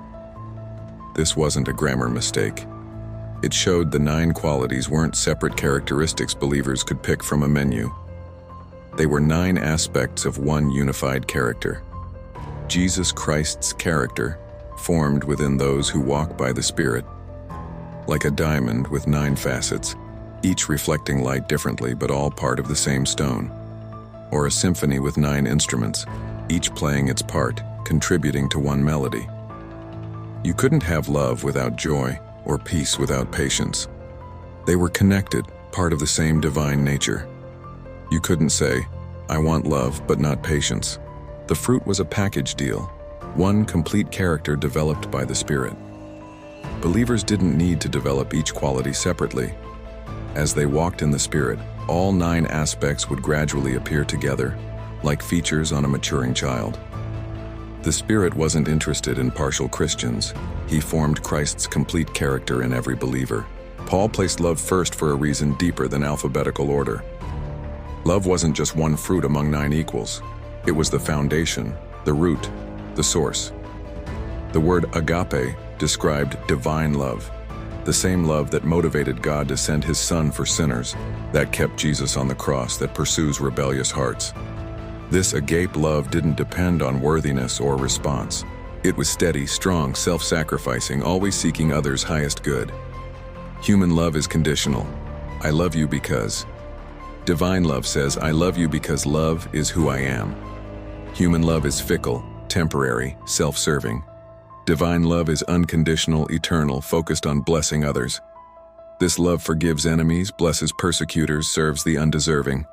It remains patient, kind, generous. It doesn't keep score of wrongs. When divine love flows, all other spiritual fruit grows. Joy is possible because love finds satisfaction in God. Peace develops because love trusts God's goodness. Patience grows because love waits for God's timing. Every other quality is love expressing itself differently. Paul continued with joy and peace, but not shallow feelings. Spirit-produced joy was deeper, more durable than happiness, which depends on circumstances. Spiritual joy was rooted in relationship with God, knowing sins forgiven, future secure, Father's everlasting love. This joy existed amidst persecution, pain, problems, based on eternal realities, not external conditions. Like a deep well of fresh water during drought, Paul's peace was equally profound, not just absence of conflict, but wholeness, harmony with God, self, and others. Peace existing in storms, anchored to the controller of storms. Peace that passed understanding. It came from knowing God was in control, working all for good, and nothing could separate them from His love. Like a perfectly tuned instrument amidst an untuned orchestra, believers walking in the Spirit found emotions not at mercy of circumstances. They experienced joy in trials, peace in chaos, because their well-being connected to an unchanging God. Moving deeper, Paul focused on patience and kindness. Long-suffering painted a picture of love stretched over time without breaking, like a strong rope. Not human patience, but divine patience, like God's toward humanity. Long-suffering love refused to give up on people, no matter how many times they disappointed. Patience with difficult family, friends, church members, children. This patience wasn't human willpower or temperament. It flowed from the Spirit's love, transformed by God's patience toward them. Kindness wasn't just being nice. The Greek word described active goodness, strength used to help, power to build up, ability to serve. This kindness sought opportunities to bless others, especially the weaker or needy. Gentle strength, like a strong man helping a child. It didn't depend on how others treated them. It was kind to unkind people, gentle with harsh people. The kindness of Jesus, gentle with sinners yet strong enough to cleanse the temple. Paul's description continued with goodness and faithfulness. Goodness wasn't just absence of evil. It was active, purposeful goodness that looked for ways to benefit others. It took initiative, met needs, helped hurting people. Like a spring bubbling to refresh. Not selective goodness, but universal goodness, blessing enemies, strangers, ungrateful people. It looked for the best, gave benefit of doubt, continued doing good even when unappreciated. It was God's goodness, sending rain on just and unjust. Faithfulness meant reliability, trustworthiness, dependability, being someone others could count on. Not just keeping promises when easy, but honoring commitments even when costly, remaining loyal even when loyalty wasn't returned. It meant what it said, showed up, followed through. This faithfulness made believers dependable because they depended on a faithful God. When the Spirit produced this fruit, they became like their Heavenly Father, reliable, trustworthy, faithful. The final two qualities, gentleness and self-control. Gentleness, meekness, was often misunderstood as weakness, but it was strength under perfect control, power submitted to righteous purposes. Jesus described Himself as meek, not weak, but because His infinite power was perfectly controlled for blessing, not destroying. A meek person had such confidence in God's love that they didn't need to defend themselves or force respect. They could be gentle, knowing their Father watched over them. This meekness was attractive to the hurting, who could approach without fear of being crushed. Self-control completed the list. It was the ability to master desires, impulses, appetites, rather than being mastered. Not grim self-denial, but wise, purposeful self-discipline, saying no to smaller pleasures for greater joys, delaying gratification for eternal rewards, training body and mind to serve the Spirit. This self-control wasn't willpower alone, but the Spirit's power, giving desire and ability to make wise choices. An internal compass pointing to what was truly good. People with self-control weren't controlled by emotions or circumstances. They were free to make decisions based on what was right, wise, lasting. Paul brought his magnificent description to a climax in verse 23. Against such there is no law. This was a revolutionary declaration. The Spirit's work transcended human rules. Law restrained evil, punished wrongdoing. But when the Spirit produced fruit, law became unnecessary, not broken but fulfilled through transformation. No law said, "You must not love too much." No judge sentenced for too much joy or peace. The fruit of the Spirit was so good, so beneficial, no law was needed to control it. If everyone displayed these qualities, prisons, police, courts, armies would be unnecessary. This was Paul's answer to worries that freedom from law led to chaos. When people were led by the Spirit, they didn't need external rules. They were internally transformed to want what God wanted. They transcended law by fulfilling its deepest purpose through the Spirit's supernatural work. This was true freedom, not to do whatever they wanted, but to become who God intended them to be. If this message has opened your eyes to the incredible freedom that's already yours in Christ, please like, share, and subscribe to BibleLens for more inspiring Bible stories. Ring the notification bell so you never miss these life-changing biblical truths. Share this video with someone who needs to discover their freedom story, a friend struggling with guilt, a family member trapped by religious rules, or anyone searching for the peace that only comes through walking in the Spirit. Remember, against such fruit there is no law. You're not under condemnation anymore. You're under grace. Let the Spirit produce His fruit in your life and watch as everything changes.